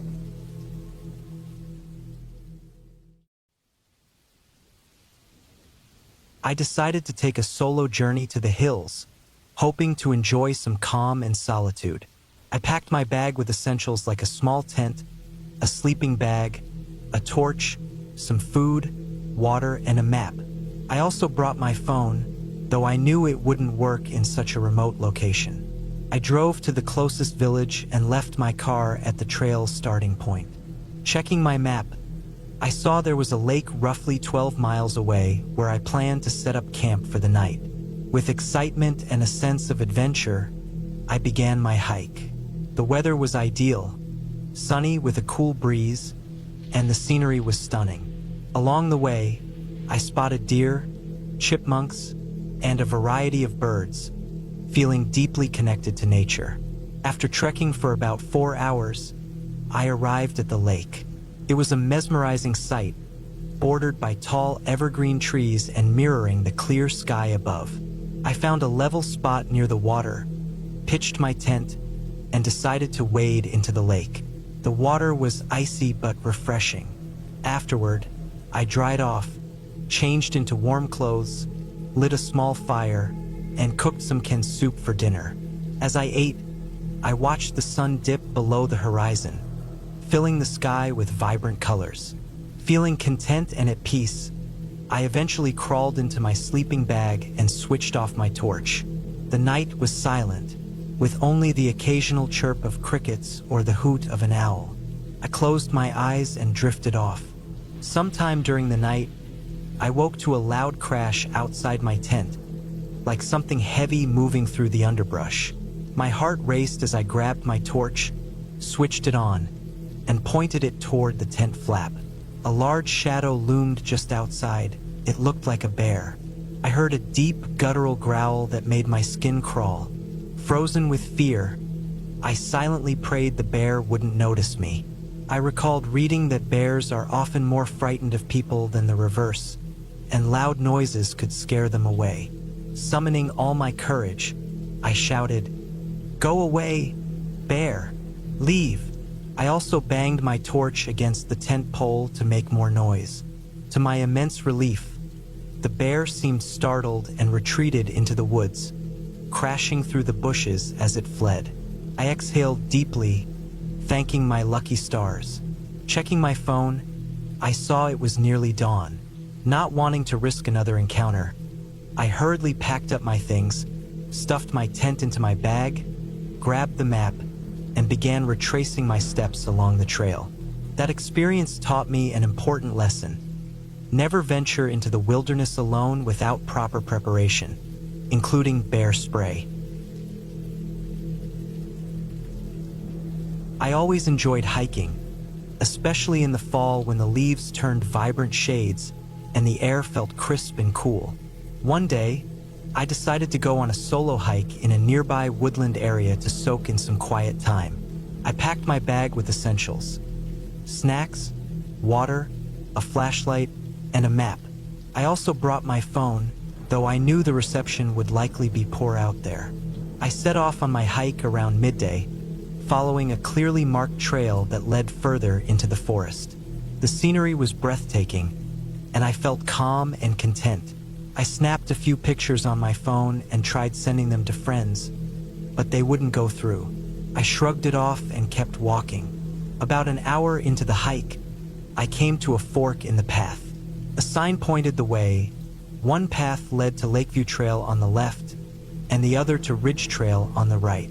Wanting to see the lake, I chose the left trail. I walked for roughly half an hour before arriving at a beautiful clearing overlooking the lake. The water was surrounded by trees and hills, and the surface mirrored the clear sky perfectly. I took out my phone to capture the scene, but something felt off. The time on my phone read 3:15 p.m. That didn't make sense. I'd left the fork at 1 p.m., and the hike to the lake should have taken only 30 minutes. Had I been walking slower than I realized, or had I lost track of time? I looked at my map, confirming the lake wasn't far from the fork. None of it added up. A shiver ran down my spine as unease crept in. Deciding it was best to return to the fork, I packed up and retraced my steps. This time, I reached the fork in about 25 minutes. The timeline baffled me. It didn't align with how long it should have taken either way. Feeling unsettled, I opted to head back to the starting point and call it a day. It wasn't the most terrifying experience, but it was definitely one of the strangest.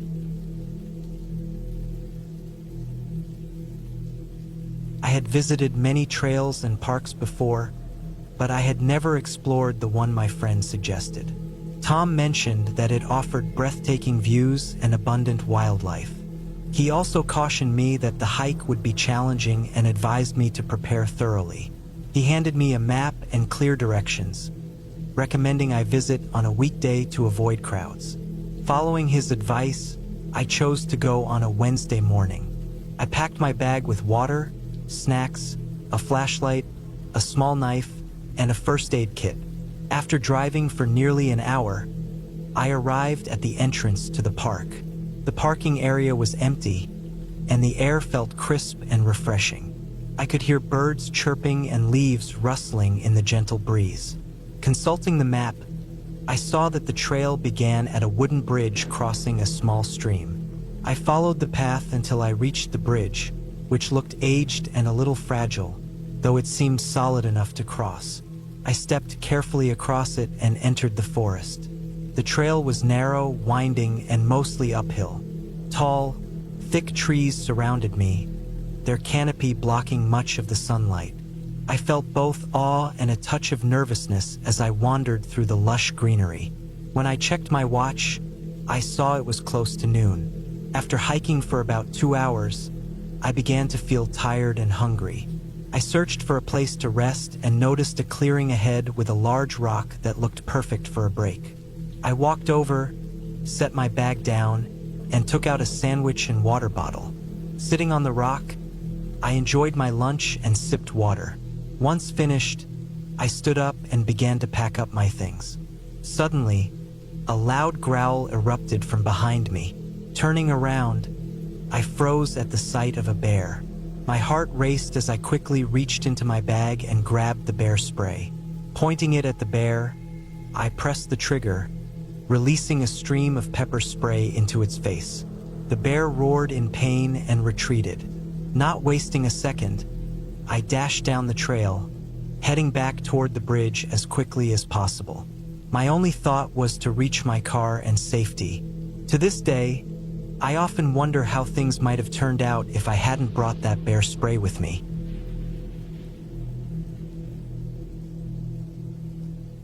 I always loved hiking in the hills, especially during autumn when the leaves turned vibrant shades and the air felt fresh and cool. One day, I decided to take a solo trip to a secluded trail I'd heard was both stunning and tough. I packed my bag with everything I'd need: water, snacks, a flashlight, a small blade, a map, a compass, and a tent. I set off early, aiming to reach the top by midday. The trail was rugged and steep, but I enjoyed the challenge and the picturesque surroundings. Along the way, I spotted some wildlife, rabbits, chipmunks, and a few birds flitting between the trees. However, I also noticed unusual marks carved into some of the trunks, like deep scratches or cuts. I wondered if they were made by animals or perhaps by people. I arrived at the summit around 11 a.m. and was greeted by an incredible view of the valley below. The sight was worth every step of the climb. I snapped some photos and ate my packed lunch, feeling a deep sense of peace and accomplishment. I lingered, savoring the stillness, until a sharp noise behind me broke my reverie. It sounded like a snapping branch or loose rocks tumbling. Turning around, I saw a man, likely in his late 50s, standing only a short distance away. He wore a weathered gray jacket, old jeans, and heavy boots. His face was hard, his eyes dark and cold. In his hand, he gripped a large blade that looked like a machete. He said nothing, just stared at me with a menacing intensity. My stomach dropped, and a surge of panic overtook me. Grabbing my backpack, I bolted toward the far side of the summit, desperate to find another path down. He followed close behind, his pace swift. When I reached the edge of the cliff, I realized there was no alternate trail. The only route was the one I'd used to climb up. I turned and saw him approaching, his face twisted into a sinister grin. He raised his machete and snarled, "Welcome to my mountain." Fear gave me strength. I screamed and hurled my backpack at him, hoping to slow him down, but he dodged it with ease.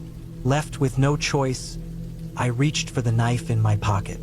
As he lunged at me, I plunged it into his chest.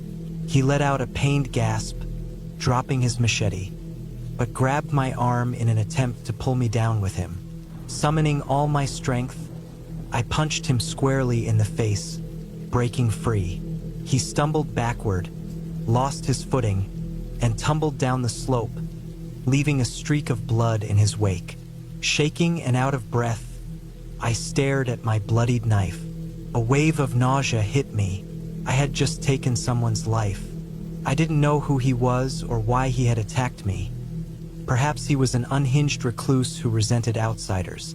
It didn't matter. All I wanted was to get off that mountain. I grabbed my bag and raced down the trail as fast as I could, praying he was alone and there would be no more dangers. I reached my car by 3 p.m., threw my gear inside, and drove home without looking back. I never told a soul about what happened that day.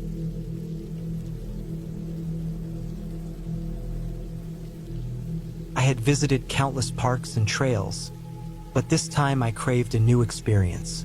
I had heard whispers about a remote mountain range far to the north, a place rarely explored by others. It was said to be a tough but rewarding trek, offering breathtaking views and abundant wildlife. I decided to embark on a week-long solo journey there. I carefully packed my backpack with everything I'd need: a tent, sleeping bag, portable stove, food, water, a map, compass, flashlight, knife, and a first aid kit.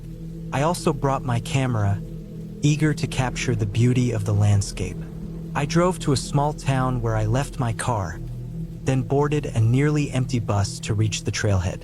A few local passengers eyed me curiously, likely wondering why I had come. When the bus dropped me off, I began walking along a dirt road leading to the trail. The late afternoon sun cast long shadows over the mountains, and the crisp air carried a faint chill. A gentle breeze brushed against my face as I picked up my pace, hoping to find a suitable camping spot before nightfall. After an hour, I reached the start of the trail, marked by a weathered wooden sign reading "Caution, do not enter." Ignoring the warning, I pressed on. The trail was narrow and steep, weaving through thick forests and jagged slopes. I treaded carefully, avoiding missteps on the uneven terrain. The towering trees blocked much of the sunlight, casting the area in a shadowy gloom. Strange sounds came from the woods, leaves rustling and branches snapping. I tried to stay calm, convincing myself it was just the usual noise of nature. Another hour passed before I spotted a clearing up ahead. It seemed like a perfect campsite, a flat patch of grass encircled by trees and shrubs, with a small stream nearby where I could refill my water. Relieved, I decided to set up camp there.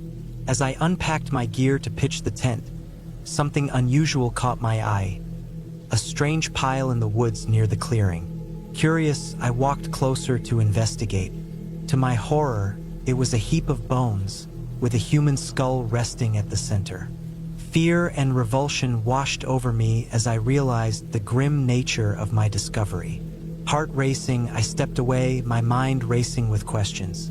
What could have happened here? Who or what had left those remains? I quickly decided I couldn't stay. Hastily repacking my gear, I left the clearing and retraced my steps, hiking back the way I had come. To this day, I don't know the story behind those bones, and I don't think I ever want to.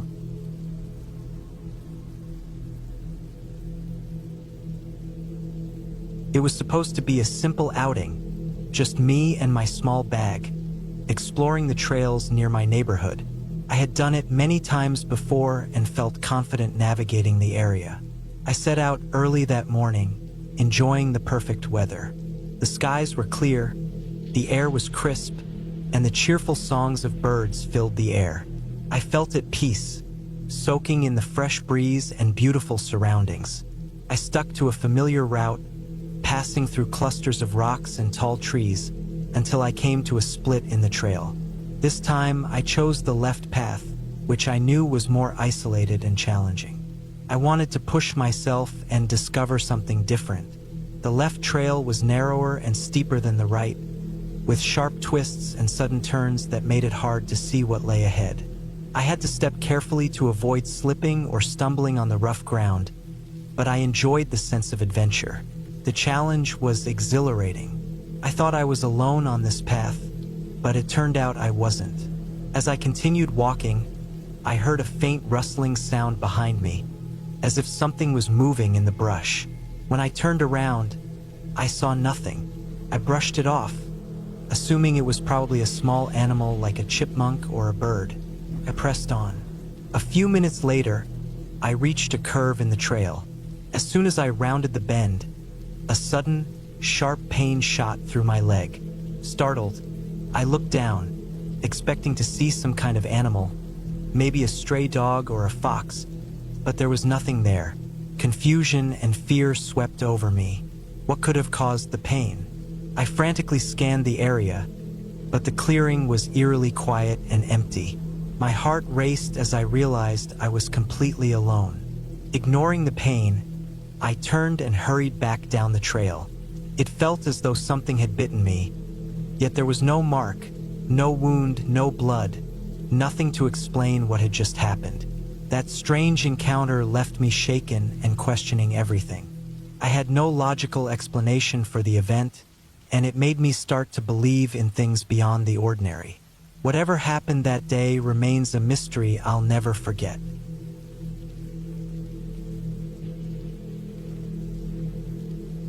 I chose to go for a hike alone in the nearby woods, wanting some solitude and calm. I packed my bag with a few essentials: snacks, a water bottle, a flashlight, and a map. I also brought my phone, though I knew the reception would be poor in the area. Around midday, I began my hike, following a clear trail that led deeper into the forest. The surroundings were stunning, and I felt peaceful and content. I stopped occasionally to take pictures with my phone, planning to share them later with friends. I didn't encounter anyone else on the trail, which suited me perfectly. I liked having the place to myself. After about an hour, I reached a point where the path split. A small sign pointed to the right with the words, "Pond View." Curious to see the pond, I took the right path. The trail grew narrower and steeper, so I had to tread carefully. The trees thickened, blocking much of the sunlight. Still, I wasn't worried, thinking I'd reconnect with the main path soon. I continued for another 30 minutes, but the pond was nowhere in sight. The trail seemed endless, winding deeper into the forest. A sense of unease crept over me. Something felt off. I checked my map, but it didn't show any pond or split in the path. That's when I realized my mistake. I had taken a wrong turn and was now lost. Trying to stay calm, I decided to backtrack and return to the main trail. But after a while, I noticed that nothing looked familiar. It was as if the trail itself had shifted. A wave of fear hit me. What was happening? Could someone be playing a joke on me? I quickened my pace, desperately trying to find a way out, but the forest only seemed to grow more confusing. Just as I was starting to lose hope, I heard something. A car horn blaring somewhere nearby.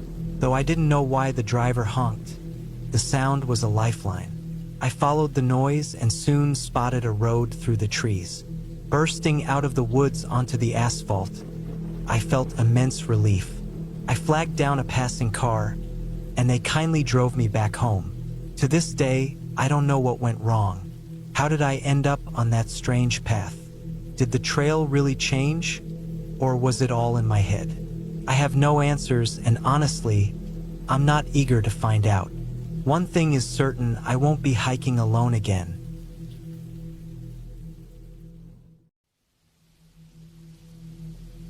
It was a late afternoon when I decided to take the trail. It wasn't my first hike, and I'd been up here plenty of times before. There was something about the quiet of the woods, the smell of the pine, the rustling of the leaves. It always felt like my escape from the stress of everyday life. This trail, though, was one I hadn't taken in a while. A small, less traveled path that veered off the main route, weaving its way deeper into the forest. Something about it intrigued me today. The sun was starting to dip low on the horizon, casting a golden glow over the trees. It was peaceful, too peaceful almost. I hadn't seen a single person on the main trail for over an hour, and that was unusual. Usually, there would be the occasional hiker or runner, but today, nothing. It didn't bother me. In fact, I kind of liked it. The silence felt different, like the world was holding its breath. The entrance to the side trail was easy to miss, tucked away behind a thick cluster of shrubs. I pushed through the underbrush, the leaves scratching at my arms, and the trail opened up before me. It wasn't well marked, just a narrow dirt path with a few broken rocks here and there. I checked my watch, 5:30 p.m. I had about 2 hours of daylight left before nightfall. That was plenty of time, I thought. I wasn't expecting much from this trail. It wasn't the kind of place people came to for sweeping views or towering cliffs. The trees here were dense, and the path was barely wide enough for one person to walk comfortably. I pulled my jacket tighter around my shoulders, feeling a slight chill in the air despite the warm sun. I had been hiking for maybe 20 minutes when I started to notice things weren't quite right. The woods were unnervingly quiet now. No birds singing, no wind through the branches. Just stillness. It's the kind of quiet you can almost feel pressing in on you. At first, I chalked it up to the time of day. Maybe the wildlife had retreated into the deeper parts of the forest, waiting for dusk. But there was something about the air that was off. felt thick, heavy. I could hear my own breath, my footsteps, the occasional crack of a twig underfoot. That was it. The sounds of nature had disappeared. I pushed on, telling myself it was just my mind playing tricks. There were no real dangers up here, right? Just a few twisted ankles and the occasional scraped knee. I had my map, I had water, and I had my phone, though I didn't plan to use it unless absolutely necessary. The trail began to get steeper, winding around rocks and rising higher into the forested hill. The sun, now lower in the sky, cast long shadows between the trees. The whole atmosphere was growing dimmer, quieter. The trail was winding around a particularly sharp turn when I noticed something strange. It was a small piece of fabric, caught on a thorn bush. I stopped, kneeling down to take a closer look. It was a torn piece of a jacket or a shirt, blue, faded with dirt. There was nothing else around it, just the scrap of cloth. I ran my fingers over it, feeling the rough fabric. It seemed odd, but I didn't think much of it. Maybe it was left behind by someone else who'd hiked through here. People lose things all the time. But as I stood up and glanced around, something about the scene felt wrong. The way the trees arched over the path, the way the shadows stretched unnaturally long. It was the feeling that something had happened here, something I wasn't supposed to know. The sensation crawled up my spine, and I could feel my heart rate pick up a little. I told myself to keep moving. The sun was slipping lower now, and the daylight was rapidly fading. The path narrowed even more, the trees growing thicker and closer together. It felt like I was walking through a tunnel of wood. The temperature had dropped noticeably. I zipped up my jacket and kept my pace steady. I wasn't far from the end of the trail, I knew. I checked the map again, just a little further, but the feeling didn't go away. It grew stronger with every step, like something was watching me. A tickling sensation on the back of my neck. I glanced around every few seconds, but all I could see were the same trees, the same dense underbrush. The trail ahead looked like it would open up soon, but it wasn't. The path just seemed to go on, curling deeper into the forest. I thought about turning back. I'd made a mistake, maybe. I'd gotten too far off the main trail, too deep into unfamiliar territory. But when I turned to look over my shoulder, something caught my eye, a flash of movement. I froze, staring into the woods behind me. There was nothing there, just the same trees, the same shadows. I shook my head, telling myself to stop being paranoid. The path had started to level out a bit, and I knew there was a small creek just ahead. I'd reach it soon, then turn back, just a little further. But then I heard something, a sound, faint but unmistakable. A crack, a footstep, not from behind me but ahead of me. I stood still, trying to calm my racing pulse. The sound hadn't been loud, but it was distinct. Someone or something was ahead. I felt a knot tighten in my stomach. I slowly moved forward, not wanting to make any noise, straining my ears to catch any other sound. There was no movement now, nothing except the rustle of leaves far in the distance. I kept walking, each step carefully measured. The path seemed to be winding downwards now, toward the creek. As I rounded the corner, I saw it, a small clearing just ahead, and in the clearing was an old, abandoned cabin. I stopped dead in my tracks. It wasn't on my map. I'd been on this trail dozens of times and had never seen it. The cabin was falling apart, its roof sagging and one of the windows shattered. The front door hung ajar, creaking slightly in the breeze. I should have turned back then. I should have run. But something made me walk forward. I didn't know why. Maybe it was curiosity, or maybe the need to prove something to myself that I wasn't scared.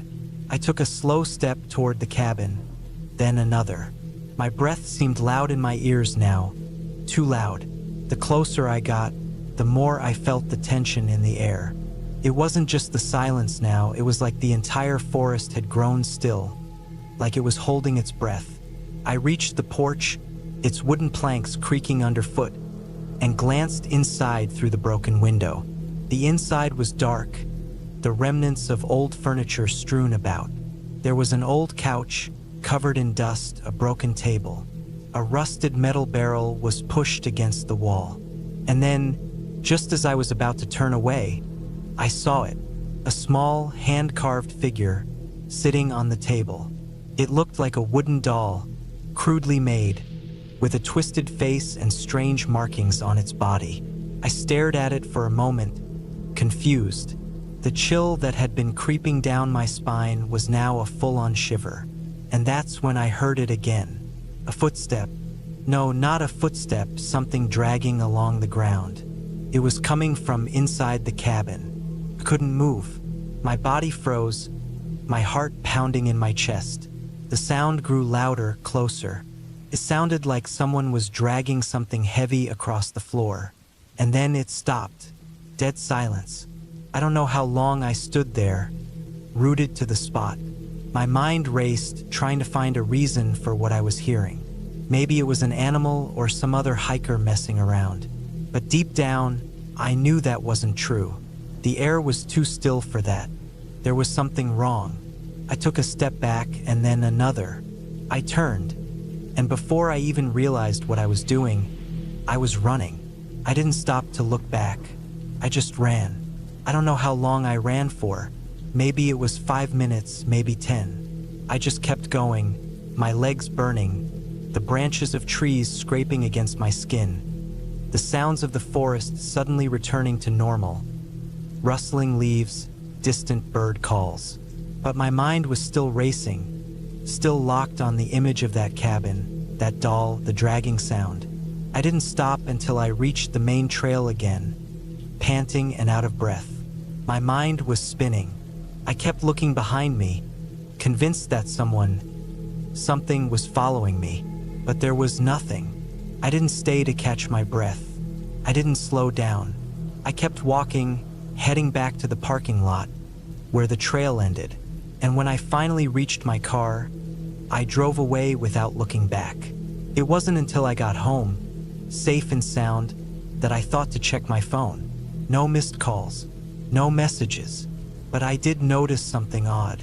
There was a photo on my phone, a blurry image taken from inside the cabin. The wooden doll was in it, but there was something else too.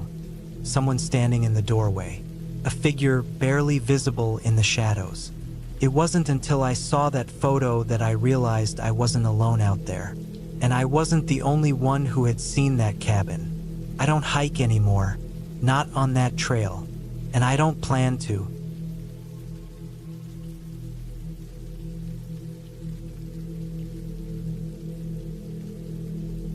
The sun was setting behind the trees as I began my hike along the winding trail. I had chosen a path I had never taken before, one that veered off the usual routes I'd grown used to. It was a quiet day, the kind that makes you feel like you're the only person left on Earth. The forest around me was dense, with thick trees that blocked out the light, leaving the ground in shadow. I didn't think much of it at the time.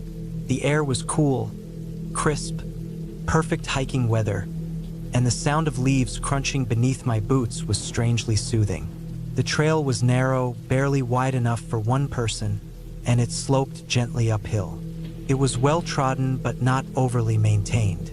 I could tell by the way some of the rocks had gathered moss and the brush had grown thick. The scent of pine and damp earth hung in the air, almost overpowering. I breathed it in deeply, hoping to shake off the exhaustion of the week. It was supposed to be a short hike, just a couple of hours to stretch my legs, get some fresh air, and clear my mind. But something felt different today. Something off. It wasn't the path itself. The trail was familiar enough. What unsettled me was the silence.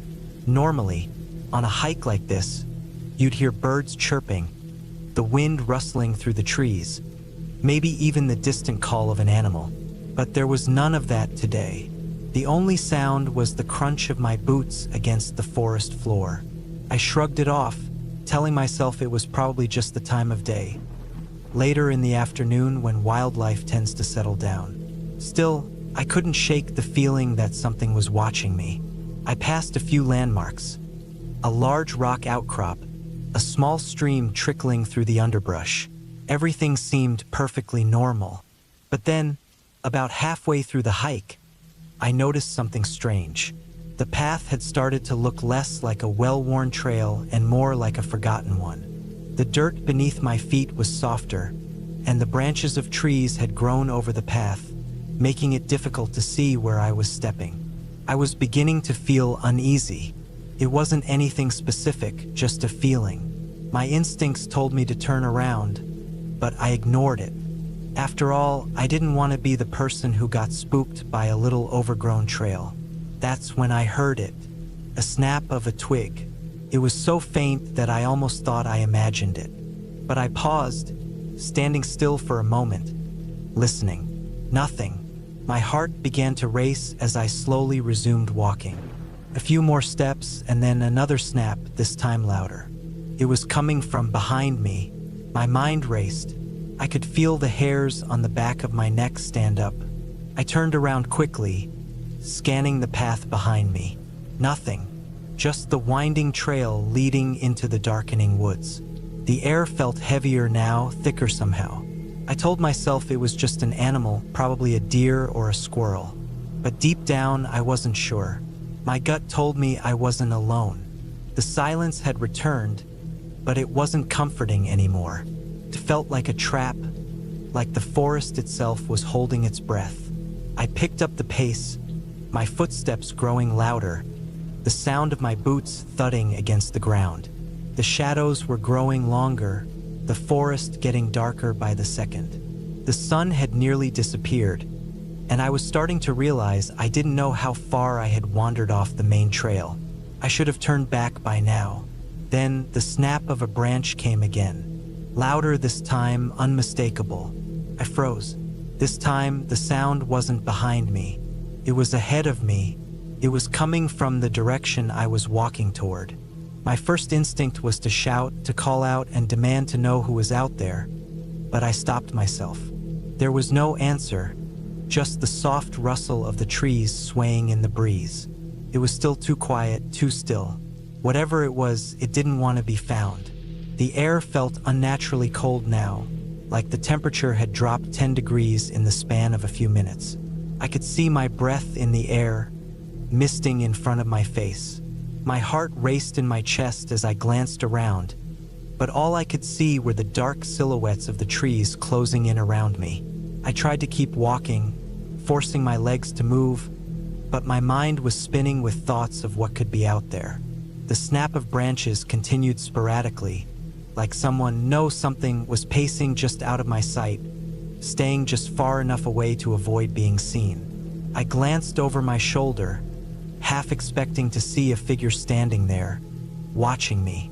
But there was nothing, just the dense forest, shrouded in darkness. But the feeling of being watched only grew stronger. The path ahead was becoming even more difficult to follow. The trees were so thick now that they blocked out what little light was left from the setting sun. I fumbled for my phone, hoping to get a signal, but it was useless. The screen flickered before it went black. I was alone. I had been alone for the past couple of hours, but now it hit me. I had no idea where I was. The trail had completely disappeared into the underbrush, and I was left with nothing but the dark woods around me. Panic began to rise in my chest. Then, just as I was about to turn around and try to retrace my steps, I heard it again. A voice. At first, I thought I was imagining it, my mind playing tricks on me, but it was unmistakable. A low whisper, so faint I could barely make out the words, but it was there. Help. My breath caught in my throat. I wasn't sure if I'd heard it at all or if it was just my mind spiraling out of control. But I knew one thing for sure. There was no one else here. I had been walking alone on this trail the entire time. And yet, the voice had sounded so real, so desperate. I took a few shaky steps forward, listening for any more sounds, but there was only the wind rustling through the trees. I kept moving, driven by a sense of urgency I couldn't explain, and as I moved deeper into the forest, I began to notice something strange. The trees, the rocks, the ground, it all seemed wrong. The forest had changed. The path had grown narrower, the trees more twisted, and there was an odd, unsettling smell in the air, like damp earth mixed with something metallic. Then, ahead of me, I saw movement in the shadows. At first, I thought it was just another animal. But no, it wasn't. It was something else, something human-sized. A figure hunched over, moving slowly between the trees. I froze again, my heart pounding in my chest. The figure didn't seem to notice me. It just kept moving, swaying with the rhythm of the trees. I debated for a moment whether to approach, call out, or just run in the opposite direction. But I wasn't sure what I was running from. I wasn't sure what any of this was. Suddenly, the figure stopped. I stood still, barely breathing, trying to remain hidden behind a large rock. It was too dark to make out any features, but I could feel its presence. It was as if the air itself was holding its breath. Then, as if in slow motion, the figure turned. It didn't turn its head. It simply rotated its entire body toward me, as if it were one with the forest. The moment it did, I realized something that made my blood run cold. Its face, if you could call it that, wasn't human. It was distorted, covered in thick, dark veins, and the eyes, they weren't eyes at all. They were hollow, deep, endless pits of darkness that seemed to swallow everything around them. I stumbled backward, but my foot caught on a rock. I fell to the ground, my hands scraping against the rough earth as I tried to get up. I looked back, and the figure was closer now, moving faster, its unnatural limbs twitching as it glided through the trees. I didn't know what it was. I didn't care. All I knew was that I had to get out of there, and fast. My legs were trembling as I forced myself to stand and sprint away.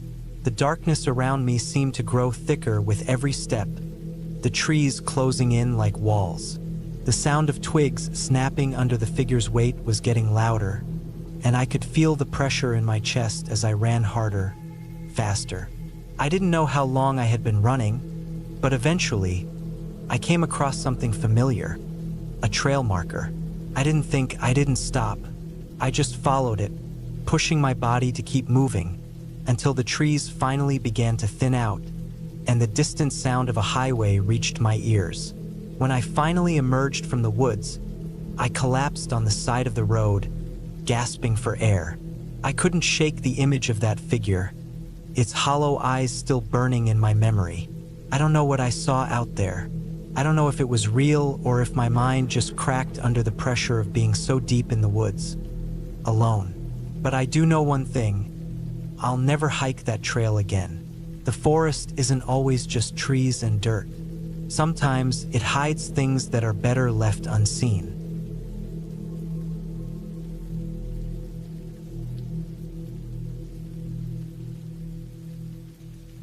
I had been hiking alone for the past 2 hours, my boots crunching against the dry leaves beneath me. It was a quiet trail, one that didn't have many visitors, but that's exactly what I liked about it. I needed solitude. There was something calming about the trees, the mountains, and the sound of my own breath filling the silence.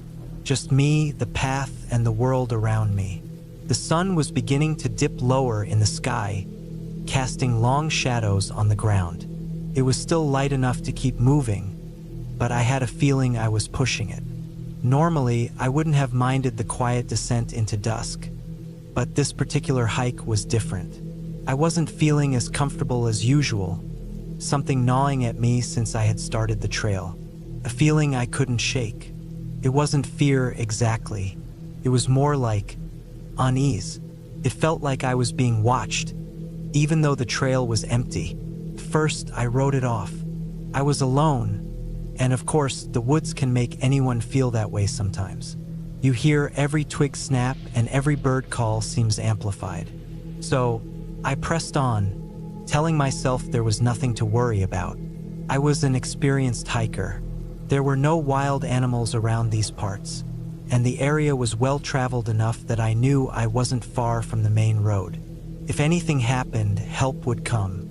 But still, the unease lingered. I couldn't pinpoint what exactly it was. Maybe it was the silence, or the way the trees seemed to close in around me, their twisted branches blocking out more of the sky. Maybe it was the fact that I hadn't seen a single person since I started. That was odd, now that I thought about it. Usually, I would have crossed paths with at least a few other hikers by now. But the trail was completely empty. The path was narrow, winding its way through thick underbrush. I could barely make out the faint trail markers on the trees. They were small and worn, a dull orange that barely stood out against the brown bark. I was used to this kind of hike, but for some reason, the trail seemed unfamiliar today. I stopped for a moment to adjust the straps on my backpack and take a swig from my water bottle. The air smelled fresh, but it had a bite to it. Winter was creeping closer, and I knew it wouldn't be long before the first frost settled in. The thought of cold nights alone in the woods didn't help my nerves, but I shook it off. I checked the time. It was just after 5 p.m. The sun would be setting soon, and I didn't want to be caught in the dark. I knew this area well enough to be confident I could make it back before nightfall, but I still couldn't help but feel that subtle shift in the atmosphere. The trees felt heavier, as though they were bearing down on me. The leaves fluttered with an odd stillness, as if even they were aware of something I wasn't. I took another step forward, but a sound caught my attention. A snap. It wasn't the usual rustle of a squirrel or a bird fluttering nearby. No, this was something much louder, something heavier. My heart skipped a beat. My breath caught in my throat. I spun around, scanning the trees. The woods were still and silent, save for the faint rustling of the wind through the branches. Nothing moved. I squinted into the shadows, trying to make out any shapes, but there was nothing, just trees. The path behind me was empty. I had been hiking for years, alone on countless trails, and I knew how to stay alert. But this was different. My instincts were on high alert. It wasn't an animal. It was something else, something human. But why would anyone be out here this late in the afternoon? I stood there for a moment trying to calm my breathing. My rational mind told me it was nothing, probably just the wind, or maybe a branch had fallen. But the hair on the back of my neck stood up. I glanced at my phone, but there was no signal. Of course, I had already known that would be the case. This trail was deep in the woods, miles away from the nearest town. I pushed the thoughts to the back of my mind. I couldn't afford to get paranoid, especially not now when I was so far in.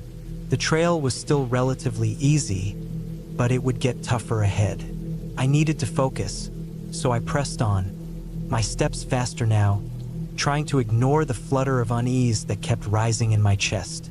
The trail began to narrow as I moved further into the forest. The trees grew thicker, their trunks gnarled and twisted, blocking out more of the sunlight. It felt like the forest was swallowing me up. My heart pounded harder in my chest as the path became steeper. It felt like the woods were alive, and I was intruding. The trees, the rocks, the dirt beneath my feet all seemed to be shifting with a rhythm of their own. Another snap. I stopped dead in my tracks, my body frozen. There it was again. A sound, clear and deliberate, came from somewhere behind me, deep within the woods. It was too loud to be the wind, and it was too rhythmic, too purposeful. I slowly turned around, eyes darting from side to side. Nothing, just the shadows lengthening, the wind picking up, and the heavy silence. I cursed under my breath and kept moving, pushing myself forward, but the trail had started to feel endless, like it was stretching farther and farther into the unknown. Every footstep felt like it took me further away from safety, further away from the reality I knew. Then, just as I rounded a bend, I saw it, a small clearing, and in the center of the clearing was an old wooden bench, weathered and worn from years of neglect. The kind of bench no one would sit on anymore, abandoned in the middle of nowhere. And on the bench, no, it couldn't be. I blinked, rubbed my eyes, but there it was, clear as day. A backpack. It was sitting there perfectly still. A bright red hiking backpack. It looked freshly placed, the straps hanging loosely off the sides. I froze. My heart skipped again, and a cold shiver ran down my spine. It was wrong. Something about it didn't make sense. No one else was supposed to be here. I hadn't seen anyone for miles. Why would a backpack be just sitting there, alone in the clearing? I debated what to do. Part of me wanted to turn around and head back the way I came. But then I wondered if someone had been here recently and just left it. Maybe they'd gone ahead, or maybe something had happened. My curiosity, mixed with that gnawing feeling in my gut, got the better of me. I took a step closer to the bench, my feet moving slowly, cautiously. There was no sign of a person, no tracks, no disturbed earth around the bench. Nothing that indicated anyone had been sitting here. The pack was just there, waiting. I reached for it. I needed to check. There was no logical reason to leave it behind, but something in my gut told me this was important. Just as my fingers brushed the strap, I heard it again. A sound, soft but unmistakable. A crack, a footstep on the dirt. I whirled around, panic shooting through me. But again, there was nothing. No movement, no shape in the trees. Just the quiet rustling of the wind. Yet that feeling, that presence was stronger now. Someone or something was out there. I grabbed the pack, clutching it tightly. I didn't care anymore. Whatever was out there could wait. I needed to leave. My legs were already moving. The pack clutched in my hands as I hurried down the trail, every step now fueled by pure adrenaline. The shadows seemed to stretch even further now, darker than before. The woods had changed, had become something else entirely. Pushed on, my thoughts a blur. Then, out of nowhere, I heard it again. A voice, faint but clear. A sound I couldn't ignore. Help! I froze in my tracks. It was a voice, clear, desperate. It wasn't far, just ahead in the trees. I thought about it. I thought about going toward the voice, about maybe helping whoever was in trouble.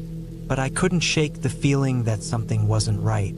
That voice sounded wrong, not human. It didn't carry the natural weight of a real cry for help. I turned, running now with everything I had.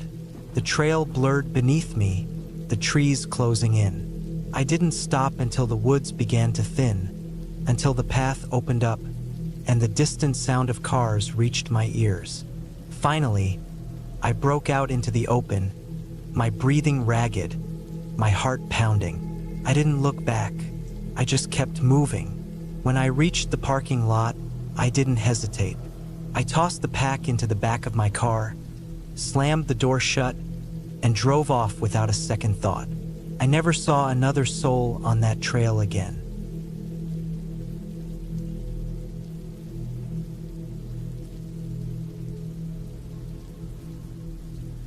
The sun had just started its descent when I set out on the hike. It was supposed to be a simple, one-day excursion, the kind of thing I'd done a dozen times before. I was no expert, but I was an experienced hiker, well-equipped with a backpack, water, food, and a map of the trail. The weather was perfect, not too hot, not too cold. There wasn't a cloud in the sky, and the air had that crisp freshness that I loved. I parked my car at the base of the trailhead, the small parking lot nearly empty except for one old truck with its engine still running, as though the driver was either in a hurry or didn't want to be seen. I didn't think much of it. The idea of hiking in a secluded place had always appealed to me. That's why I chose this route. The tranquility, the solitude. It was supposed to be a peaceful walk through nature. The trail started out easy enough. The ground was firm, the path winding through thick trees.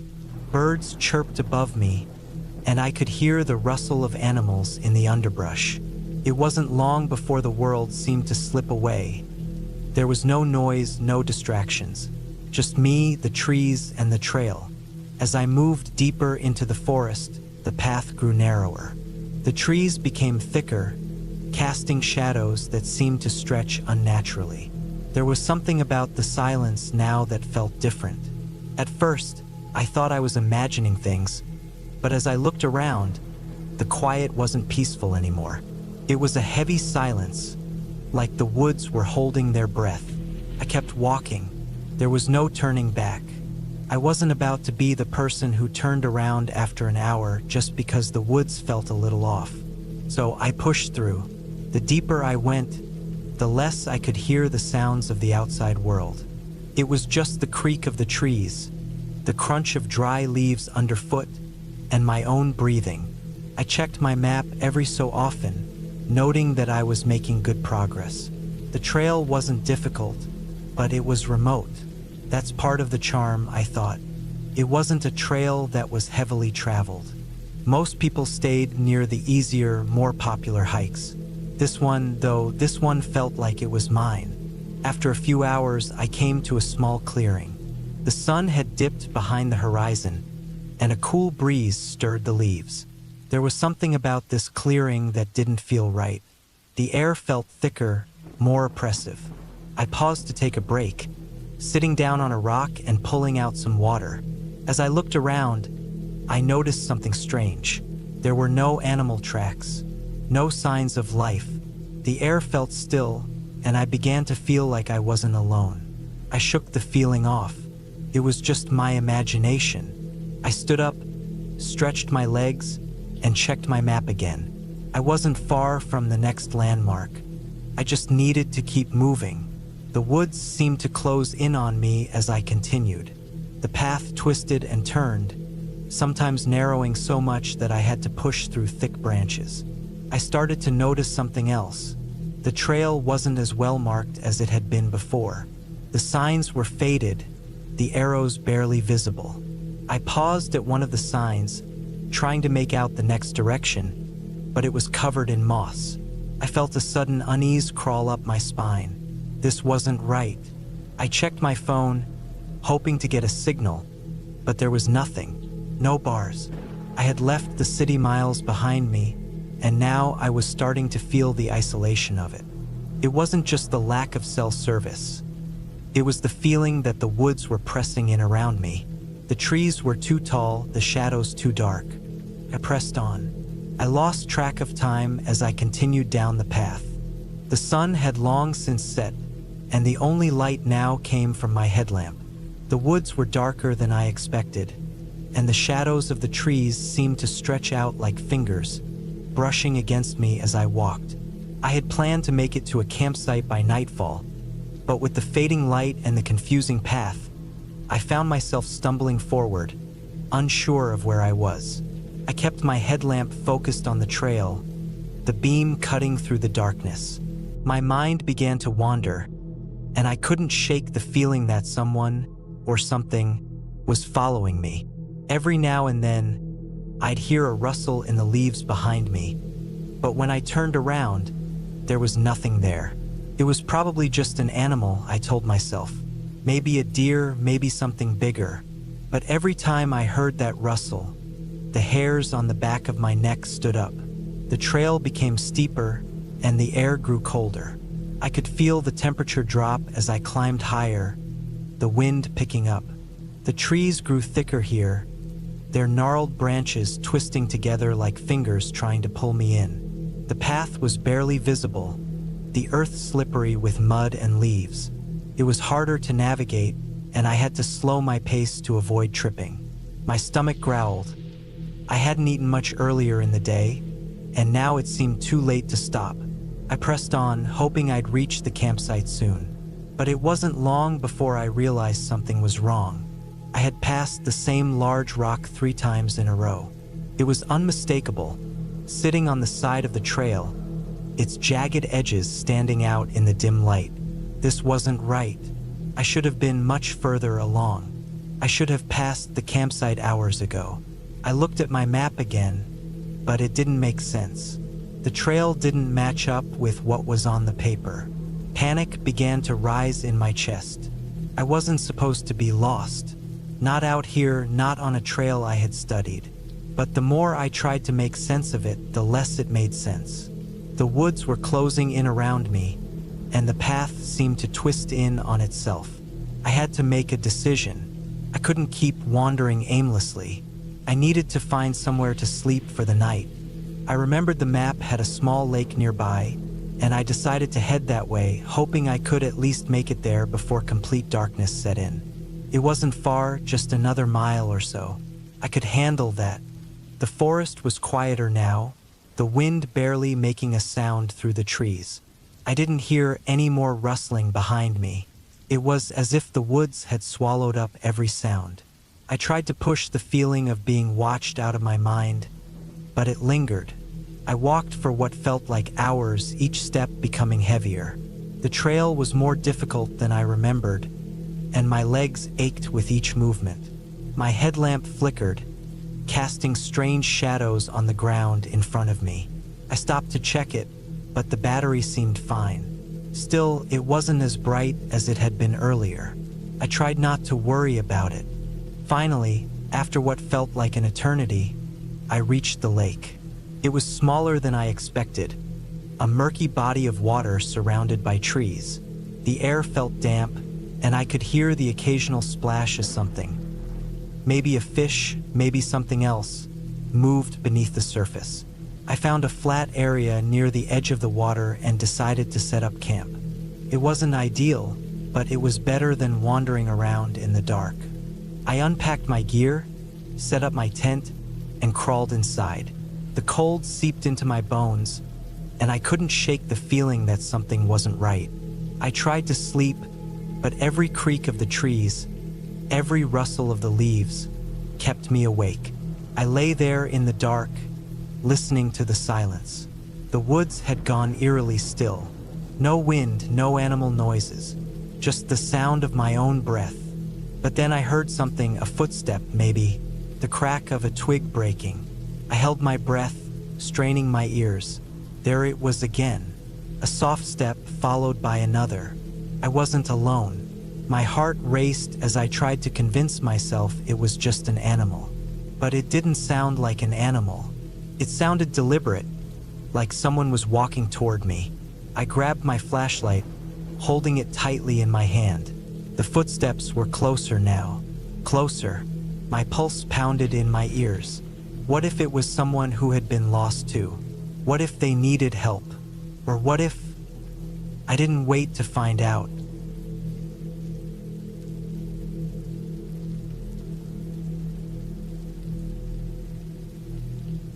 Started like any other weekend hike, nothing out of the ordinary. I had taken a few days off work, and the weather was perfect for a hike up in the mountains. Clear skies, crisp air, and the kind of quiet that only nature can provide. I packed my backpack the night before, water, snacks, a first aid kit, and a map, just in case. I didn't think I'd need the map. I knew these trails well, or so I thought. The hike was supposed to be easy, a well-traveled path that I had hiked many times before. It wasn't a long trail, but it did wind up through dense woods and sometimes felt isolated.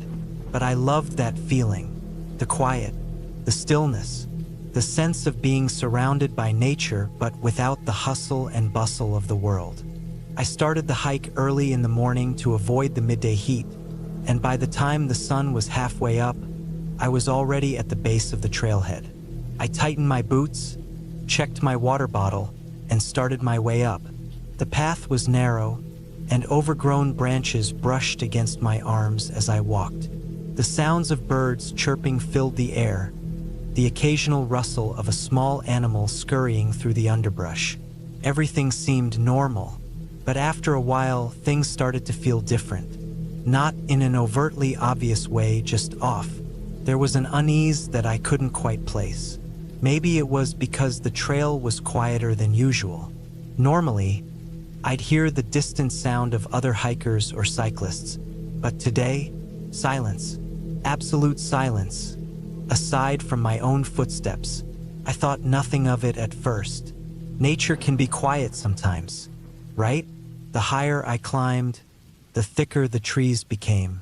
The air started to get cooler, and I could feel the sweat on my back evaporating. The trail had begun to narrow, and the rocks underfoot were slick with morning dew. The map I had carried didn't show any signs of a fork in the trail, so I was confident I was on the right path. But as I rounded a bend, I noticed something strange. There, ahead of me, was a small clearing, and in the center of that clearing was an old, abandoned shack. It wasn't on the map, and I couldn't remember ever seeing it before. It looked like it had been there for years, decades, maybe. The wooden walls were cracked, and the roof sagged under the weight of time. It didn't seem to fit the rest of the landscape. Everything else was wild and untouched, but this structure, this shack looked out of place. Curiosity gnawed at me. I knew I should keep going, but something inside me wanted to get a closer look. I stepped off the main trail and walked toward the shack. As I got closer, I could see that the door was slightly ajar, just enough to allow the faintest breeze to push through. I hesitated for a moment. Should I go in? What was the harm? The shack looked old and abandoned. Nothing was going to happen. At least that's what I told myself. I pushed the door open and stepped inside. The inside was dark, the air stale. Dust particles floated lazily in the little light that filtered in through the cracks in the walls. There were old wooden beams overhead, some of which had clearly rotted through. The floor was covered in dried leaves and bits of broken wood, as though no one had stepped inside for years. I wandered around a bit, my footsteps echoing in the silence. There was nothing of interest, just old furniture that had long since lost its purpose. But then, something caught my eye. A small, faded notebook lying on a table near the back wall. It was old, the leather cover cracked and worn. I hesitated, but the curiosity got the best of me. I reached for it and opened the cover. The first few pages were filled with scribbled notes, random thoughts, lists, and sketches that made little sense. But then, toward the middle, things started to change. The writing became more frantic, the notes more disjointed. I hear them watching, one entry read. The footsteps in the woods. They follow me, always behind, never in front. I flipped through more pages, my heart rate picking up. I tried to leave, but I always come back. I don't know why. I can't escape. My fingers froze on the page. A chill ran down my spine. I slammed the notebook shut and stood up quickly, looking around. The silence was unnerving now. Too quiet. I needed to leave. I turned toward the door, but when I reached for the handle, something felt wrong. The air was heavier, like it was pressing against me. The light outside seemed dimmer, and for the first time, I realized how much I had wandered off the main trail. The path I had followed to the shack wasn't even a trail. It was just a collection of overgrown spaces between trees. I stepped outside, but as soon as I did, I felt the weight of being watched. The hairs on the back of my neck stood up. I turned back to the shack and stared at the door, now fully closed behind me. Something felt different. It was as if the shack wasn't abandoned at all, as if it had just been waiting for me. I quickly retraced my steps, trying to shake the uneasy feeling that clung to me. The woods around me felt more alive, too alive. The wind had picked up, rustling the leaves in strange patterns. But there were no birds, no animals, no sounds at all except for the wind. I tried to keep calm, telling myself it was all in my head. But the longer I walked, the more unsettled I became. The trail had changed. It didn't look the way I remembered. The trees were denser, and the path seemed narrower. Every time I turned around, the path looked different, more twisted, as if the forest itself was rearranging itself. I checked the map again, but it didn't make sense. It showed the trail I was supposed to be on, but the terrain around me didn't match up. I was off course, but I had no idea how. The panic started to settle in. I wasn't lost, couldn't be lost. I knew these woods, but everything was wrong. The sun was lower in the sky now, casting long, eerie shadows across the forest floor. I walked faster, hoping I would stumble upon something familiar. But the more I walked, the more I felt like I was going in circles. At one point, I thought I saw someone in the distance, a figure standing still in the woods. I blinked and they were gone. I tried to shake it off, telling myself it was a trick of the light, but the unease deepened. I kept walking, and eventually, I found myself at the base of a steep hill. This wasn't on the map. I had no memory of it. The trail didn't go this way. I looked around, feeling a sense of desperation building up inside me. I had to get out of here. I started climbing the hill, hoping to get a better vantage point. When I reached the top, my heart stopped. There, in the distance, I saw the shack again. It was standing just as it had been before, and the realization hit me like a punch to the gut. I hadn't been walking in circles. The woods weren't shifting. It wasn't the trail that was wrong. It was me. I had never left the shack. I stumbled back down the hill, my mind racing. The panic fully set in now. I had to get out. I had to get back to the main trail. I turned around, but I couldn't see anything familiar anymore. The trees were too thick, the shadows too deep. But then, just as I was about to lose hope, I heard something. A faint sound, distant but real voices. Human voices. I followed the sound, my heart pounding in my chest, and after what felt like hours of walking, I finally emerged onto the main trail. The familiar path, the one I had started on, stretched out before me.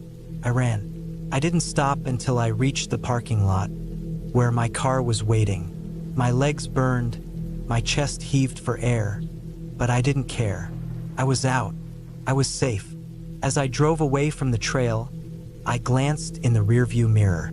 The forest loomed behind me, dark and quiet, but I wasn't afraid anymore. I had escaped. I didn't go back to those woods again.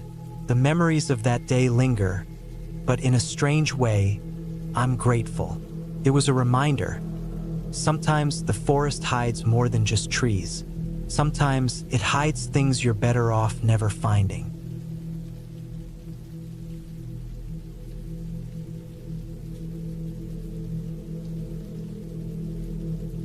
I had been looking forward to this solo hike for weeks. It was supposed to be a peaceful escape from the noise of everyday life.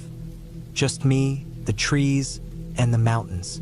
The trail I chose was well known, winding through dense forests and steep hills. It promised stunning views and quiet solitude, a perfect way to clear my mind. But what I didn't expect was how quickly everything could change. I started my hike at dawn. The sun was just beginning to creep over the horizon, casting a soft, golden light through the trees. I felt good, confident. The trail was familiar, or so I thought. I'd read the reviews online, checked out the maps, and watched a few videos to make sure I knew what to expect. I even packed a bit more than I usually would: extra snacks, a first aid kit, and plenty of water. Better to be prepared than caught off guard. The first couple of hours were easy. The path was clear, the weather cool and crisp, and I moved at a comfortable pace, enjoying the serenity. The forest was thick with pine trees, and the ground was soft with fallen needles. Birds sang overhead, and the occasional rustle in the underbrush told me that some small creature was making its way through the woods. I couldn't help but smile at how quiet it all was. No cars, no people, just the natural world unfolding around me. But then, somewhere around the third mile, I noticed something strange. The trail started to narrow. The trees grew denser, and the path became overgrown with thick shrubs and tangled vines. I had to slow down, carefully stepping around rocks and roots. It wasn't exactly what I had expected, but it wasn't a big deal. I pushed on, figuring that maybe the trail would open up again soon. But it didn't. By the time I reached the 4th mile, the trail was barely visible. The overgrowth was so thick that it felt like I was pushing through a maze. I checked my map, but it didn't seem to match up with what I was seeing on the ground. There was supposed to be a fork in the trail ahead, but I couldn't find it. Instead, the path continued winding deeper into the forest, tighter and more claustrophobic with each step. I started to feel uneasy. I've hiked before, done my share of longer trails in remote areas, but this felt different. I couldn't shake the feeling that I was losing my bearings. I double-checked my compass, then checked it again. It wasn't wrong, but something didn't feel right. The forest was so thick now that I could barely see the sky above. I stood there for a moment trying to decide what to do. I could backtrack, but I'd already covered a lot of ground, and the thought of retracing my steps didn't feel appealing. Besides, I'd been following the trail markers, so I assumed I was still on track. That's when I heard it. At first, I thought it was just the wind, but then it happened again. A soft, shuffling noise from somewhere deeper in the woods. My heart skipped a beat. I froze. It wasn't an animal. The sound was too deliberate, too rhythmic, like someone was walking just off the trail, moving in parallel with me, staying just out of sight. I looked around, trying to spot any movement, but the trees and shrubs were so thick that I could barely see more than a few feet ahead.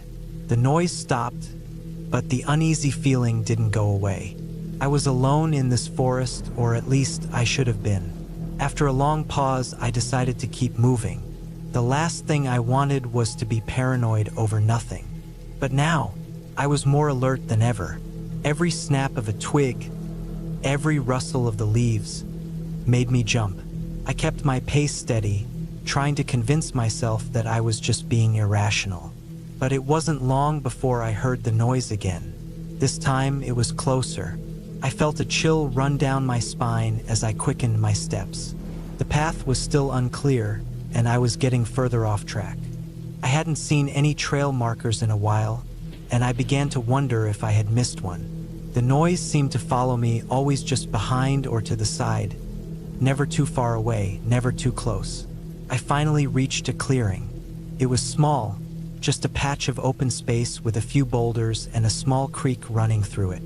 I felt a bit of relief, thinking I could stop for a moment, collect myself, and figure out what to do next. I took a deep breath and sat on one of the rocks by the creek, trying to calm my nerves. But as I sat there, I noticed something strange. The creek had a faint red tint to it. I leaned forward, squinting, unsure if I was seeing things.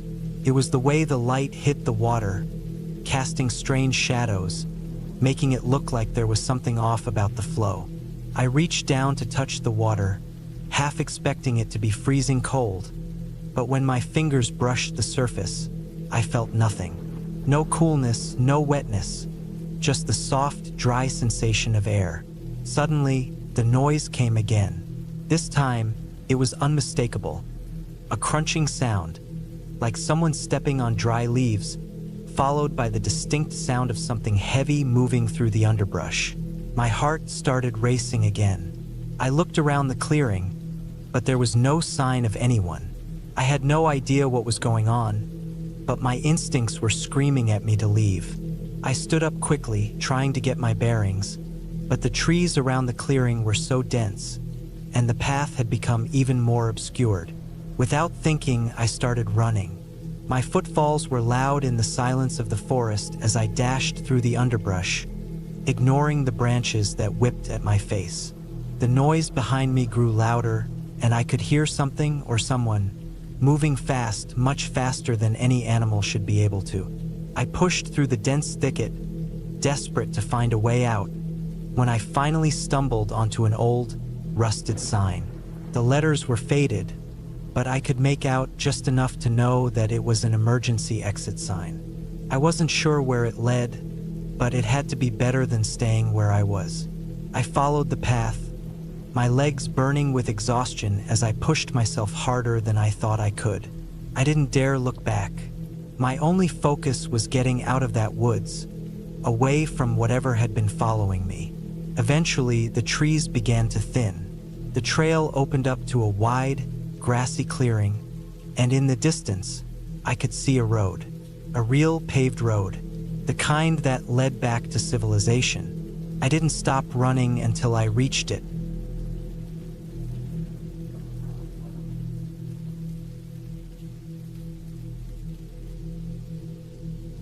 It was a cold, crisp morning when I set out for the hike. The air was thick with moisture, and the ground was still damp from the night's chill. I've been planning this trip for weeks. I knew the trail well. The mountain trail wasn't long or particularly difficult, but it was isolated. Not many people made the trip, and that was part of the reason I liked it. I was looking for solitude, just me and the wild. I packed light, only taking what I needed: water, a couple of sandwiches, a basic first aid kit, a flashlight, and my phone, in case of emergencies. The forecast promised a clear sky by noon, but right now the sky above me was a dense gray, with low-hanging clouds that seemed to whisper with the wind. The trees around me towered high, their branches swaying slightly as I moved past them. Their bark was rough under my fingers as I brushed against them. There was a quiet energy in the woods, peaceful but somehow heavy, as if something was waiting. The first few hours of the hike were uneventful. The path was familiar, winding through dense woods and rocky terrain. I passed a small creek, the sound of water gurgling over stones comforting in its consistency. As I walked, my thoughts wandered to nothing in particular. I was used to hiking alone. It gave me time to think or not think, just to be. But that day, something felt off. Couldn't place it. It wasn't the weather, or the landscape, or even the sounds of the forest, but a subtle sensation that crawled under my skin, like I was being watched. I tried to shake it off. It wasn't unusual to feel that way when you were alone in nature, especially on a trail where few people passed through. Still, the feeling lingered. By noon, the clouds had parted, letting in a weak sun that cut through the trees in beams. I stopped for a break at a small overlook. I set my pack down and pulled out my sandwich. From this spot, you could see the valley stretching out below, a patchwork of green fields and thick forests. It was quiet, too quiet. I took a deep breath, trying to enjoy the view, but my mind kept returning to that nagging feeling of being watched. I finished my lunch quickly, eager to move on. The sooner I kept going, the sooner I'd shake off this strange unease. The path ahead was steeper, and the trees started to thin out as I climbed higher up the mountain. The air grew thinner, colder. By mid-afternoon, I had reached a ridge where the wind picked up, sharp and biting. I wrapped my jacket tighter around me, cursing myself for not bringing gloves. As I moved along the ridge, I came across something strange. The trail veered off to the side, leading down into a small valley that I hadn't remembered from previous hikes. I stood at the edge, looking down into it. The valley was hidden between two ridges, a place where the trees were sparse, and the land was covered in a blanket of moss and leaves. There was something eerie about it. No birds, no sounds of animals, just the wind rustling through the branches above. It wasn't on any of the trail maps I had seen, but the path was clear, as if someone had walked it recently.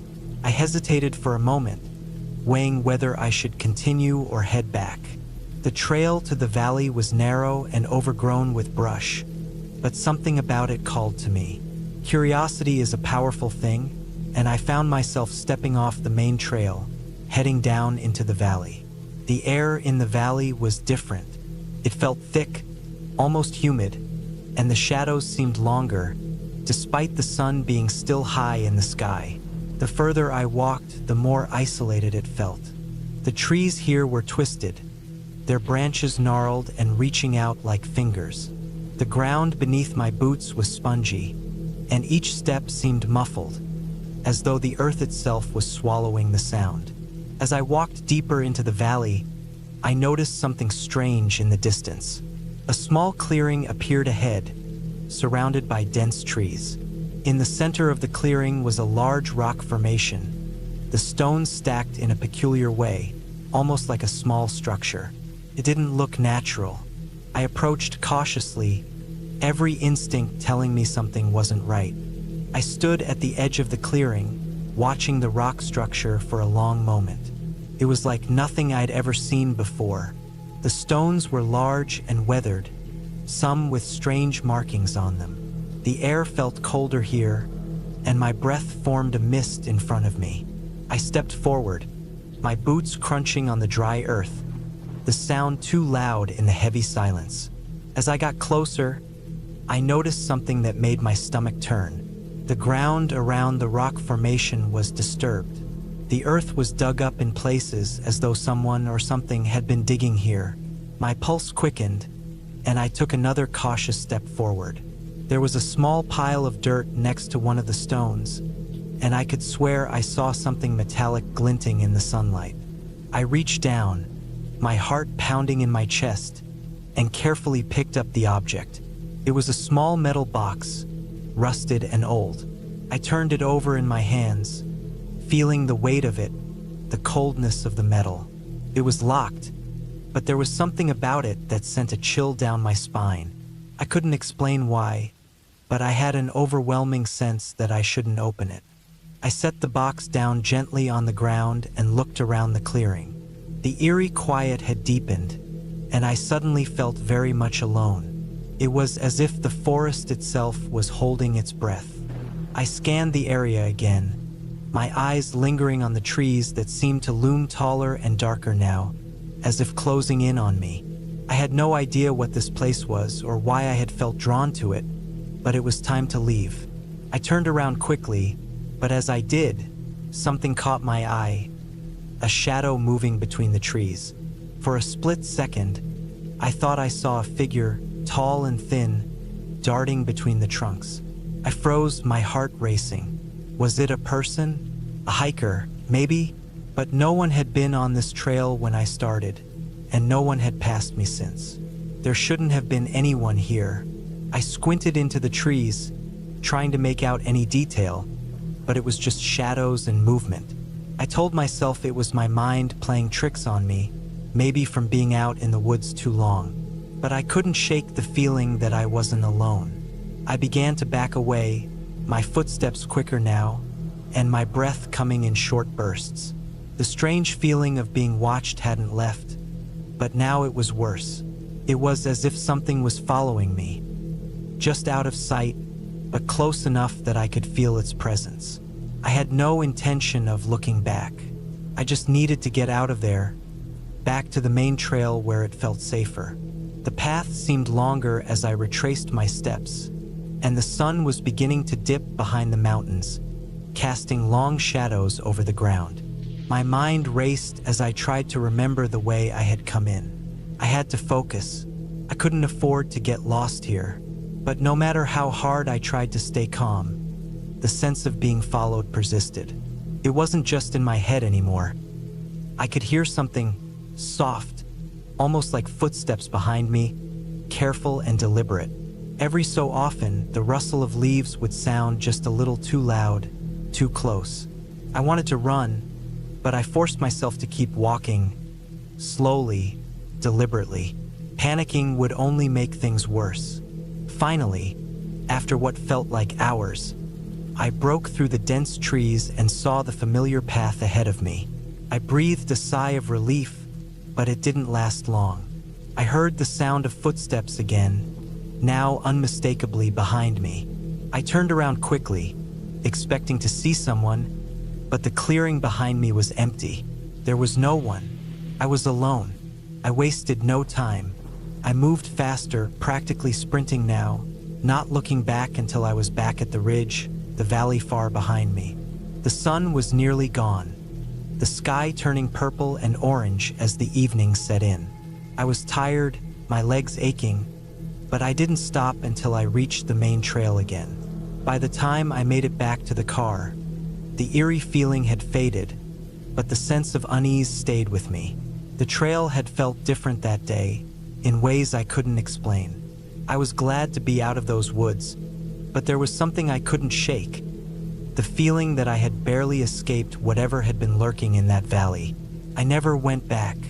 And to this day, I've never been able to explain what happened, but I'm certain of one thing. Some places aren't meant to be explored.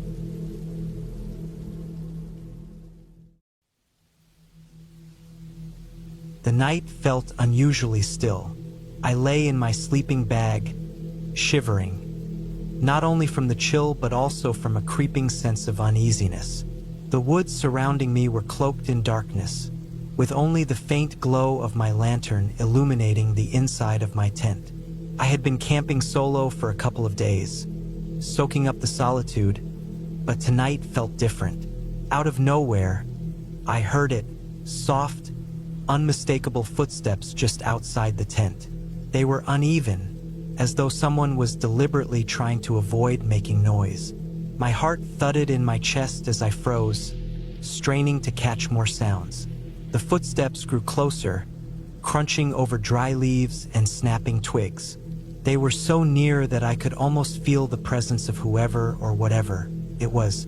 My hand reached for the flashlight, gripping it tightly as I tried to steady my breath. Then suddenly the steps stopped. The silence that followed was suffocating, stretching on endlessly. I prayed that whatever was out there would simply leave. But then the footsteps resumed, circling my tent, as if inspecting it.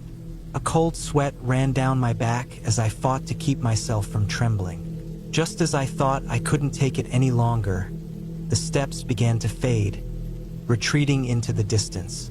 I stayed frozen in place, too terrified to move, until I was certain the sound had completely vanished.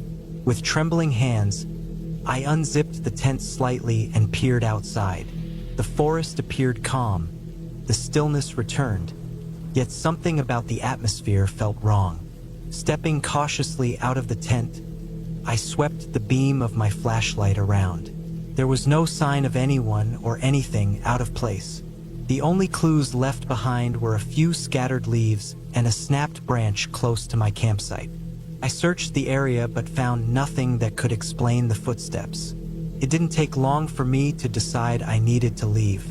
As I drove away, I couldn't shake the lingering sense of dread. The sound of those footsteps remained vivid in my mind, and though there was no solid evidence, it was clear that someone or something had been watching me. As I glanced in the rearview mirror, a chilling thought struck me. I hadn't seen anyone. But what if whoever had been out there was still hidden, silently observing, waiting for the right moment to come closer? The feeling that I was being followed clung to me as I sped away. My eyes darted toward the shadowy forest, half expecting to see a pair of eyes staring back from the darkness.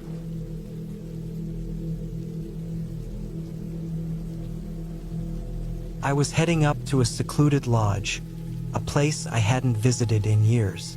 My aunt had left it to me in her will, and after everything I'd been through lately, it felt like the perfect retreat to recharge. The winding road cut through thick forests, and by the time I arrived, the sun was dipping below the horizon. The lodge looked weathered and neglected, surrounded by towering trees far from civilization. I unlocked the door and stepped inside. The air was musty, and the old wooden floor groaned under my weight. I flipped the light switch, but the dim bulbs barely illuminated the room, casting long, eerie shadows. Dust covered the furniture, and grime coated the windows, clear signs that the place had been untouched for a long while. I decided to light a fire in the stone hearth and settled into a battered armchair with a book. The flames crackled, and for the first time in weeks, I felt a sense of calm. The stillness of the woods outside was soothing, like a gentle lullaby. The only sounds were the occasional rustling leaves and the pop of the burning logs. But as the evening wore on, something felt off. The silence outside became unnervingly deep, almost oppressive. Every creak of the lodge seemed amplified, and every gust of wind outside seemed to carry faint murmurs. I brushed off the unease, attributing it to my nerves, and decided to head upstairs to bed. The staircase was narrow, and the aging wood protested under each step.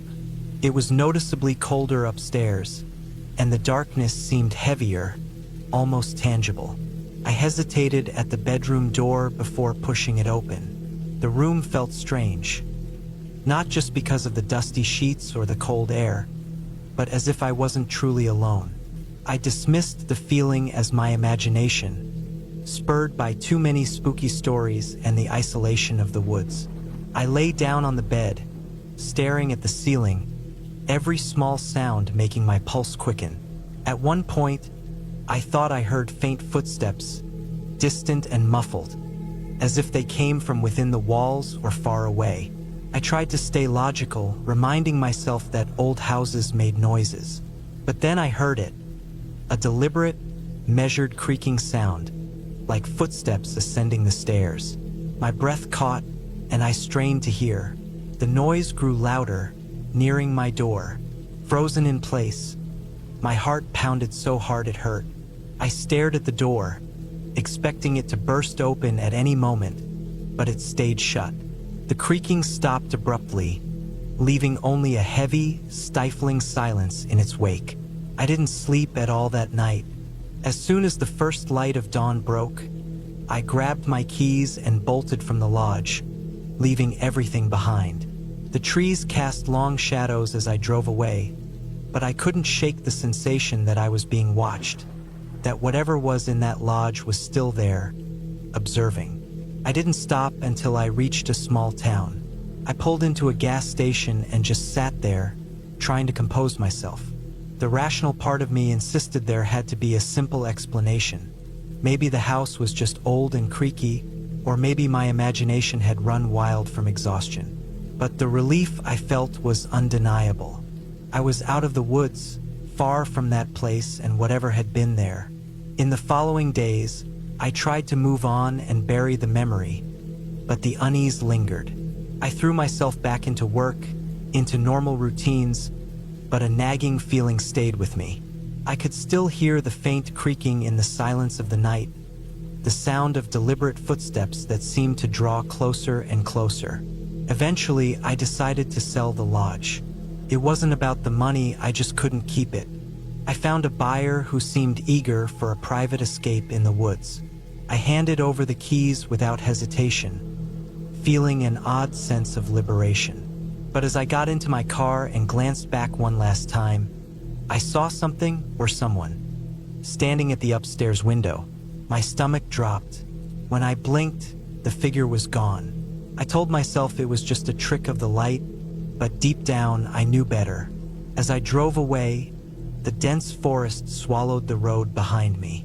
I couldn't shake the feeling that I'd left something unresolved, that whatever was in that lodge wasn't finished with me. And on quiet nights, when the wind whispers through the trees, I swear I still hear the slow, deliberate sound of footsteps on those stairs, steadily drawing closer.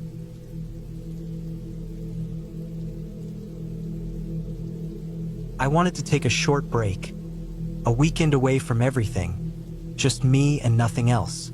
I discovered a small, weathered cabin tucked deep in the forest. Unlike the usual vacation spots, this place was unique. The cabin was old and didn't have modern conveniences. No internet, no television, and barely any phone signal. But that's exactly what I needed. A complete escape. The drive to the cabin was calming, with the trees growing taller and denser the closer I got. When I finally arrived, the place seemed even more remote than I'd imagined. The cabin's wooden exterior showed its age, with vines curling up the sides, and the thick forest around it allowed only thin rays of sunlight to filter through. I unpacked my bags and took a look inside. It was simple but cozy. A tiny kitchen, a living area with a fireplace, and a single bedroom with an old bed that creaked when I touched it. The silence was almost overwhelming. Apart from the occasional rustling of leaves or a distant bird's call, everything was still. Later, I decided to explore the woods nearby. A narrow path led deeper into the trees, and I followed it. As I wandered, I had the strange feeling of being watched. I brushed it off, thinking it was just my imagination reacting to the unfamiliar surroundings. When the sun began to set, I returned to the cabin, lit a fire, and settled in for the night. That evening, I sat by the fireplace with a book, but an uneasy feeling nagged at me. The cabin groaned and creaked with the wind, and every little noise made me jump. At one point, I thought I heard faint footsteps outside. I peeked out the window but saw nothing but shadows. I tried to convince myself it was probably a deer or some other forest creature. Eventually, I forced myself to go to bed. But in the middle of the night, I woke abruptly, my heart pounding for no apparent reason. The room was pitch black, the fire long extinguished. I lay still, straining to hear anything, and then I caught it. A soft, deliberate knock at the door. It wasn't loud, but it sent chills through me. I froze, barely breathing, hoping it was just a trick of my mind. But then it came again, 3 slow, steady knocks. My thoughts raced. Who could be out here at this hour? A lost traveler? Someone in trouble? But it didn't add up. I stayed motionless for what felt like hours, listening to the silence after the knocks ceased. I didn't sleep at all. When the first light of dawn broke, I finally felt some relief. In the daylight, the cabin seemed less intimidating, but I had already decided to leave. As I packed my things, I noticed something unsettling. The cabin door had faint scratches near the lock, as though someone had tried to force it open. My stomach sank. The knocking wasn't my imagination, nor was it an innocent passerby. Something or someone had been trying to get in. I threw my belongings into the car and drove away as fast as I could. My heart pounded the entire time, and I kept glancing in the rearview mirror, half expecting to see something following me. But there was nothing, just the trees fading behind me as I put distance between myself and that eerie cabin. When I returned to the city, surrounded by bustling streets and familiar faces, the experience felt surreal, like a bad dream. I never shared what happened, convincing myself it was just paranoia. But deep down, I knew better. Something real was out there in those woods.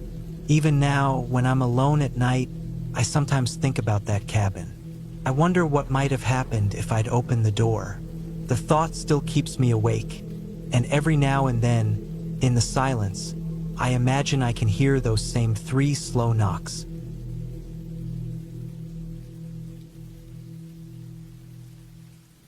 Last evening, I decided to take a stroll through the forest near my quiet hometown. I've been there countless times, but something about this time felt strange. The air seemed heavier, and a peculiar chill lingered in the breeze. I kept moving, trying to convince myself it was just my imagination. That's when I stumbled upon something I had never seen before. A small, rundown shack hidden among the trees. It looked ancient, as if it had been forgotten for decades. The wood was decayed, the windows shattered, and the door hung loosely from its hinges. As I got closer, a horrible stench hit me, like something had been dead inside for a long time. I don't know why I stayed, but something in me felt compelled to investigate further. I stepped closer, and that's when I heard it. A strange shuffling sound coming from inside the shack. It sounded like something moving around in there. My blood ran cold and I froze in place. Before I could even think of running, I saw it. Something crawled out of the doorway. It wasn't fully human, but it wasn't quite an animal either. Its posture was hunched, its skin pale and stretched tightly over its bones, and its eyes seemed to glow faintly in the darkness. The stench coming from it was unbearable, like decaying flesh. My heart was pounding as I slowly backed away, trying to stay quiet. But it saw me. The creature let out a low growl, baring sharp teeth, and began moving toward me. I didn't wait to see what it would do. I turned and ran as fast as I could. I could hear its footsteps thudding behind me, its heavy breathing almost right at my neck. I didn't dare look back. I pushed through branches and bushes, not caring about the scratches. Somehow, I made it out of the forest breathless and terrified. I didn't stop running until I was safely back in my room. The following day, I couldn't stop thinking about that shack. It felt like a nightmare I couldn't shake. I needed to know it was real, that I hadn't just imagined the whole thing. So, I persuaded a couple of friends to go back with me to check it out. We walked through the woods, retracing my steps from the night before. But when we reached the spot where I had seen the shack, there was nothing there. Just trees and thick undergrowth, as if the shack had never existed. We searched the area, but there wasn't a single trace of it. No broken wood, no foul odor, nothing. My friends laughed, teasing me about having a wild imagination or dreaming it all up. But I know what I saw. That shack was real, and so was the creature. Somehow, though, it was gone without a single trace. It's been a few days now, and I've gone back to that spot a couple more times, hoping to find some sign that it was real. But the shack has never reappeared. I don't know what it was, and I might never know. But one thought keeps haunting me. Whatever that creature was, it's still out there. And if it could vanish like that, what's stopping it from appearing again, somewhere else, at any time? The idea of that thing lurking in the shadows, waiting, sends chills down my spine. I'll never step foot in those woods again. And if you're wise, you won't either.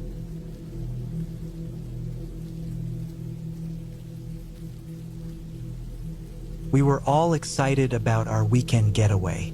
The vehicle, a converted old school bus we had turned into a camper, was packed with everything we might need. Our plan was to set up camp deep in the forest, far from any sign of civilization. It was a chilly, calm evening when we finally stumbled upon an ideal clearing to park the camper. We lit a small fire, made some dinner, and sat around swapping stories as the woods around us grew darker with the approaching night. The forest was eerily quiet, too quiet. Every little sound seemed amplified. The crackling fire, the rustling leaves stirred by the breeze. We joked about how spooky it felt, but deep down I think we all felt a little uneasy. The tall trees threw long, looming shadows, and the moonlight barely trickled through the dense canopy overhead. That's when we heard it, a distant howling. At first, we brushed it off, reminding ourselves that we were in the wild. But the howling grew louder, and soon the sound of rustling bushes around us was unmistakable. The realization hit us like a wave. We were surrounded. A pack of coyotes had circled our campsite. Their glowing eyes peered out from the darkness, just beyond the firelight's reach. We quickly extinguished the fire and scrambled into the camper, slamming the doors shut behind us. The coyotes were close now, their growls and snarls filling the air. We could hear them scratching at the sides of the camper, their teeth scraping against the metal exterior. My heart raced as I jumped into the driver's seat and started the engine. Without a second thought, we sped off, leaving the predators behind. As we drove further away, the fear started to fade. We felt safe within the sturdy walls of the camper. But as the adrenaline wore off, a chilling thought crept into my mind. What if we hadn't had the camper? If we'd been staying in a tent instead? There would have been no barrier to protect us, no vehicle to escape in. A flimsy tent would have been no match for those coyotes, and we would have had nowhere to go. The idea of being trapped in the middle of the forest, surrounded by those hungry eyes, sent shivers down my spine. We were fortunate that night. The camper saved us, and we got away unharmed. But that thought has haunted me ever since. How close we came to something far worse. Out there in the wilderness, we were just another part of the food chain. Nature doesn't care who you are or how ready you think you are. It can shift against you in an instant. We'll be more cautious next time. But the truth is, you never really know what's lurking out there. That night could have ended much differently, and the thought of what might have been lingers with me. The forest is untamed, and sometimes, just sometimes, you don't get the chance to leave.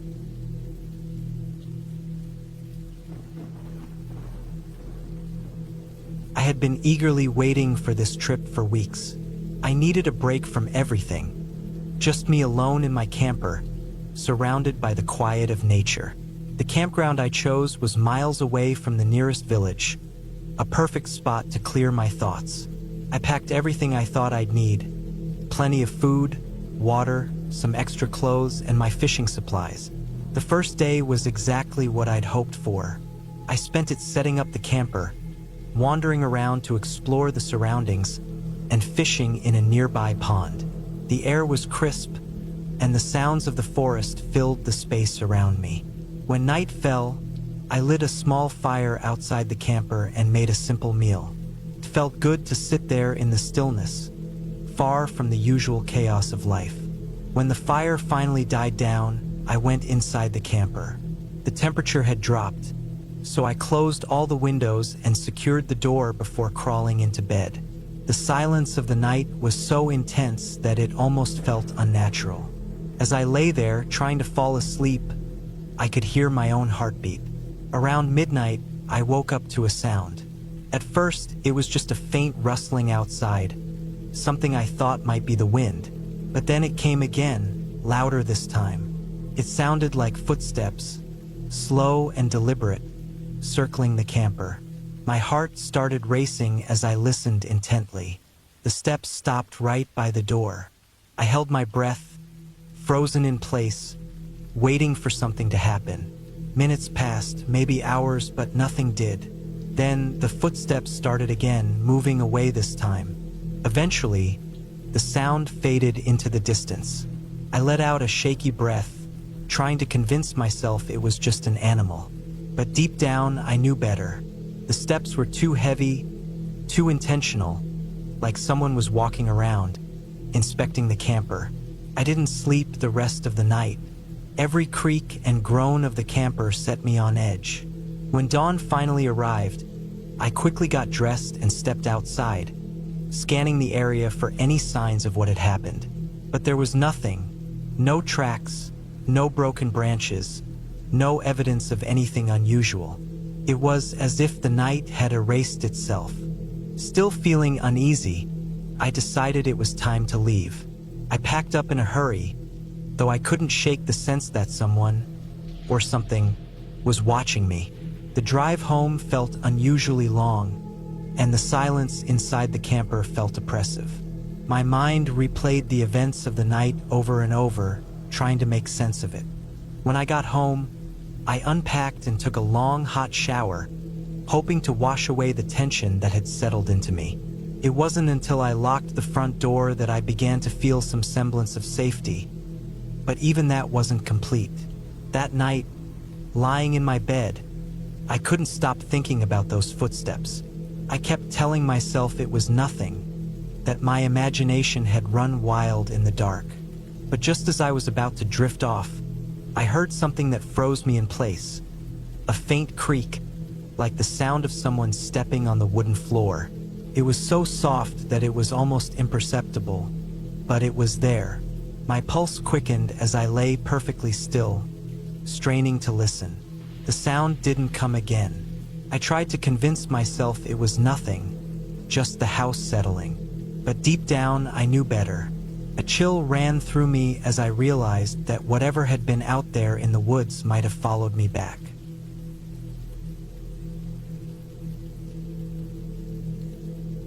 We went camping one evening, just a small group of us, on the edge of some old farm property that we weren't familiar with. The spot was far enough from the nearest town that we figured no one would care. It seemed like the perfect place.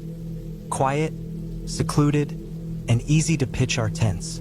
By the time the fire was crackling, the sun had already sunk below the horizon. The flickering flames cast long shadows across the open field, and everything felt normal at first. We joked around, cooked our food, and settled into the night. But as the hours stretched on, I started to feel uneasy. I couldn't pinpoint why, but the feeling lingered in my chest and refused to leave. I told myself it was probably just the unfamiliar surroundings. The night felt darker than I expected, with only the weak glow of the fire and the occasional flicker from our flashlights to cut through the gloom. The fields stretched endlessly around us, the tall grass swaying slightly in the breeze. Beyond that, it was just pitch-black emptiness. The world felt too vast, and we seemed too small. Close to midnight, things started getting strange. It began with faint noises, soft and distant at first, like a rustling in the grass or the snap of a twig. I figured it was just some animals, maybe a rabbit or a stray fox, but the sounds drew nearer, becoming more frequent. I glanced at the others, but no one mentioned it. We were all likely thinking the same thing. No need to panic over what was probably nothing. Then the noises shifted. They weren't random anymore. They had a deliberate quality, like careful footsteps circling us. My heart thudded harder in my chest as I strained to see into the darkness, but it was useless. The firelight barely stretched beyond our small circle, leaving everything else swallowed in shadows. I kept telling myself it was my imagination, but I noticed the others growing restless. Their eyes darted nervously toward the edge of the light, and it was clear they felt it too. A presence unseen but undeniable, just beyond our reach. Then I saw it. A flicker of movement in the distance, just for a second. Something shifted in the grass. My body went rigid, and my breath hitched. I wanted to warn the others, but my voice failed me. My mind raced, trying to make sense of it. If it was the landowner, we were in deep trouble. We had no business being there, and if they found us, there'd be consequences. We didn't wait to find out. Someone, maybe it was me, broke the tension by scrambling to pack up. The rest of us followed immediately, rushing to gather our things while staying as quiet as possible. The fire was doused in seconds, plunging us into near-total darkness. Flashlights clicked on, their beams slicing through the night as we worked quickly. I kept glancing over my shoulder, half expecting someone, or something, to step into view, but nothing did. The footsteps had stopped, yet the oppressive feeling of being watched hadn't. My skin prickled with the certainty that whatever was out there hadn't left. It was waiting. We hurried through the grass, heading back toward the road. My pulse pounded the entire way, but I didn't look back. None of us did. We didn't say a word until we were far from the field, and even then we only whispered, as if afraid someone might hear. By the time we reached the road, the fear had eased slightly, replaced by a gnawing unease. We didn't know who or what had been out there, but we were grateful to be away from it. When we finally made it home, tired and shaken but safe, none of us talked about going back. We never did find out who owned that field or what had been lurking in the darkness, and we had no desire to learn. That night, as I lay in bed trying to forget the whole thing, I heard something outside my window, a faint rustling, almost like footsteps in the grass. I told myself it was just the wind, just my imagination playing tricks on me. But deep down, I wasn't so sure.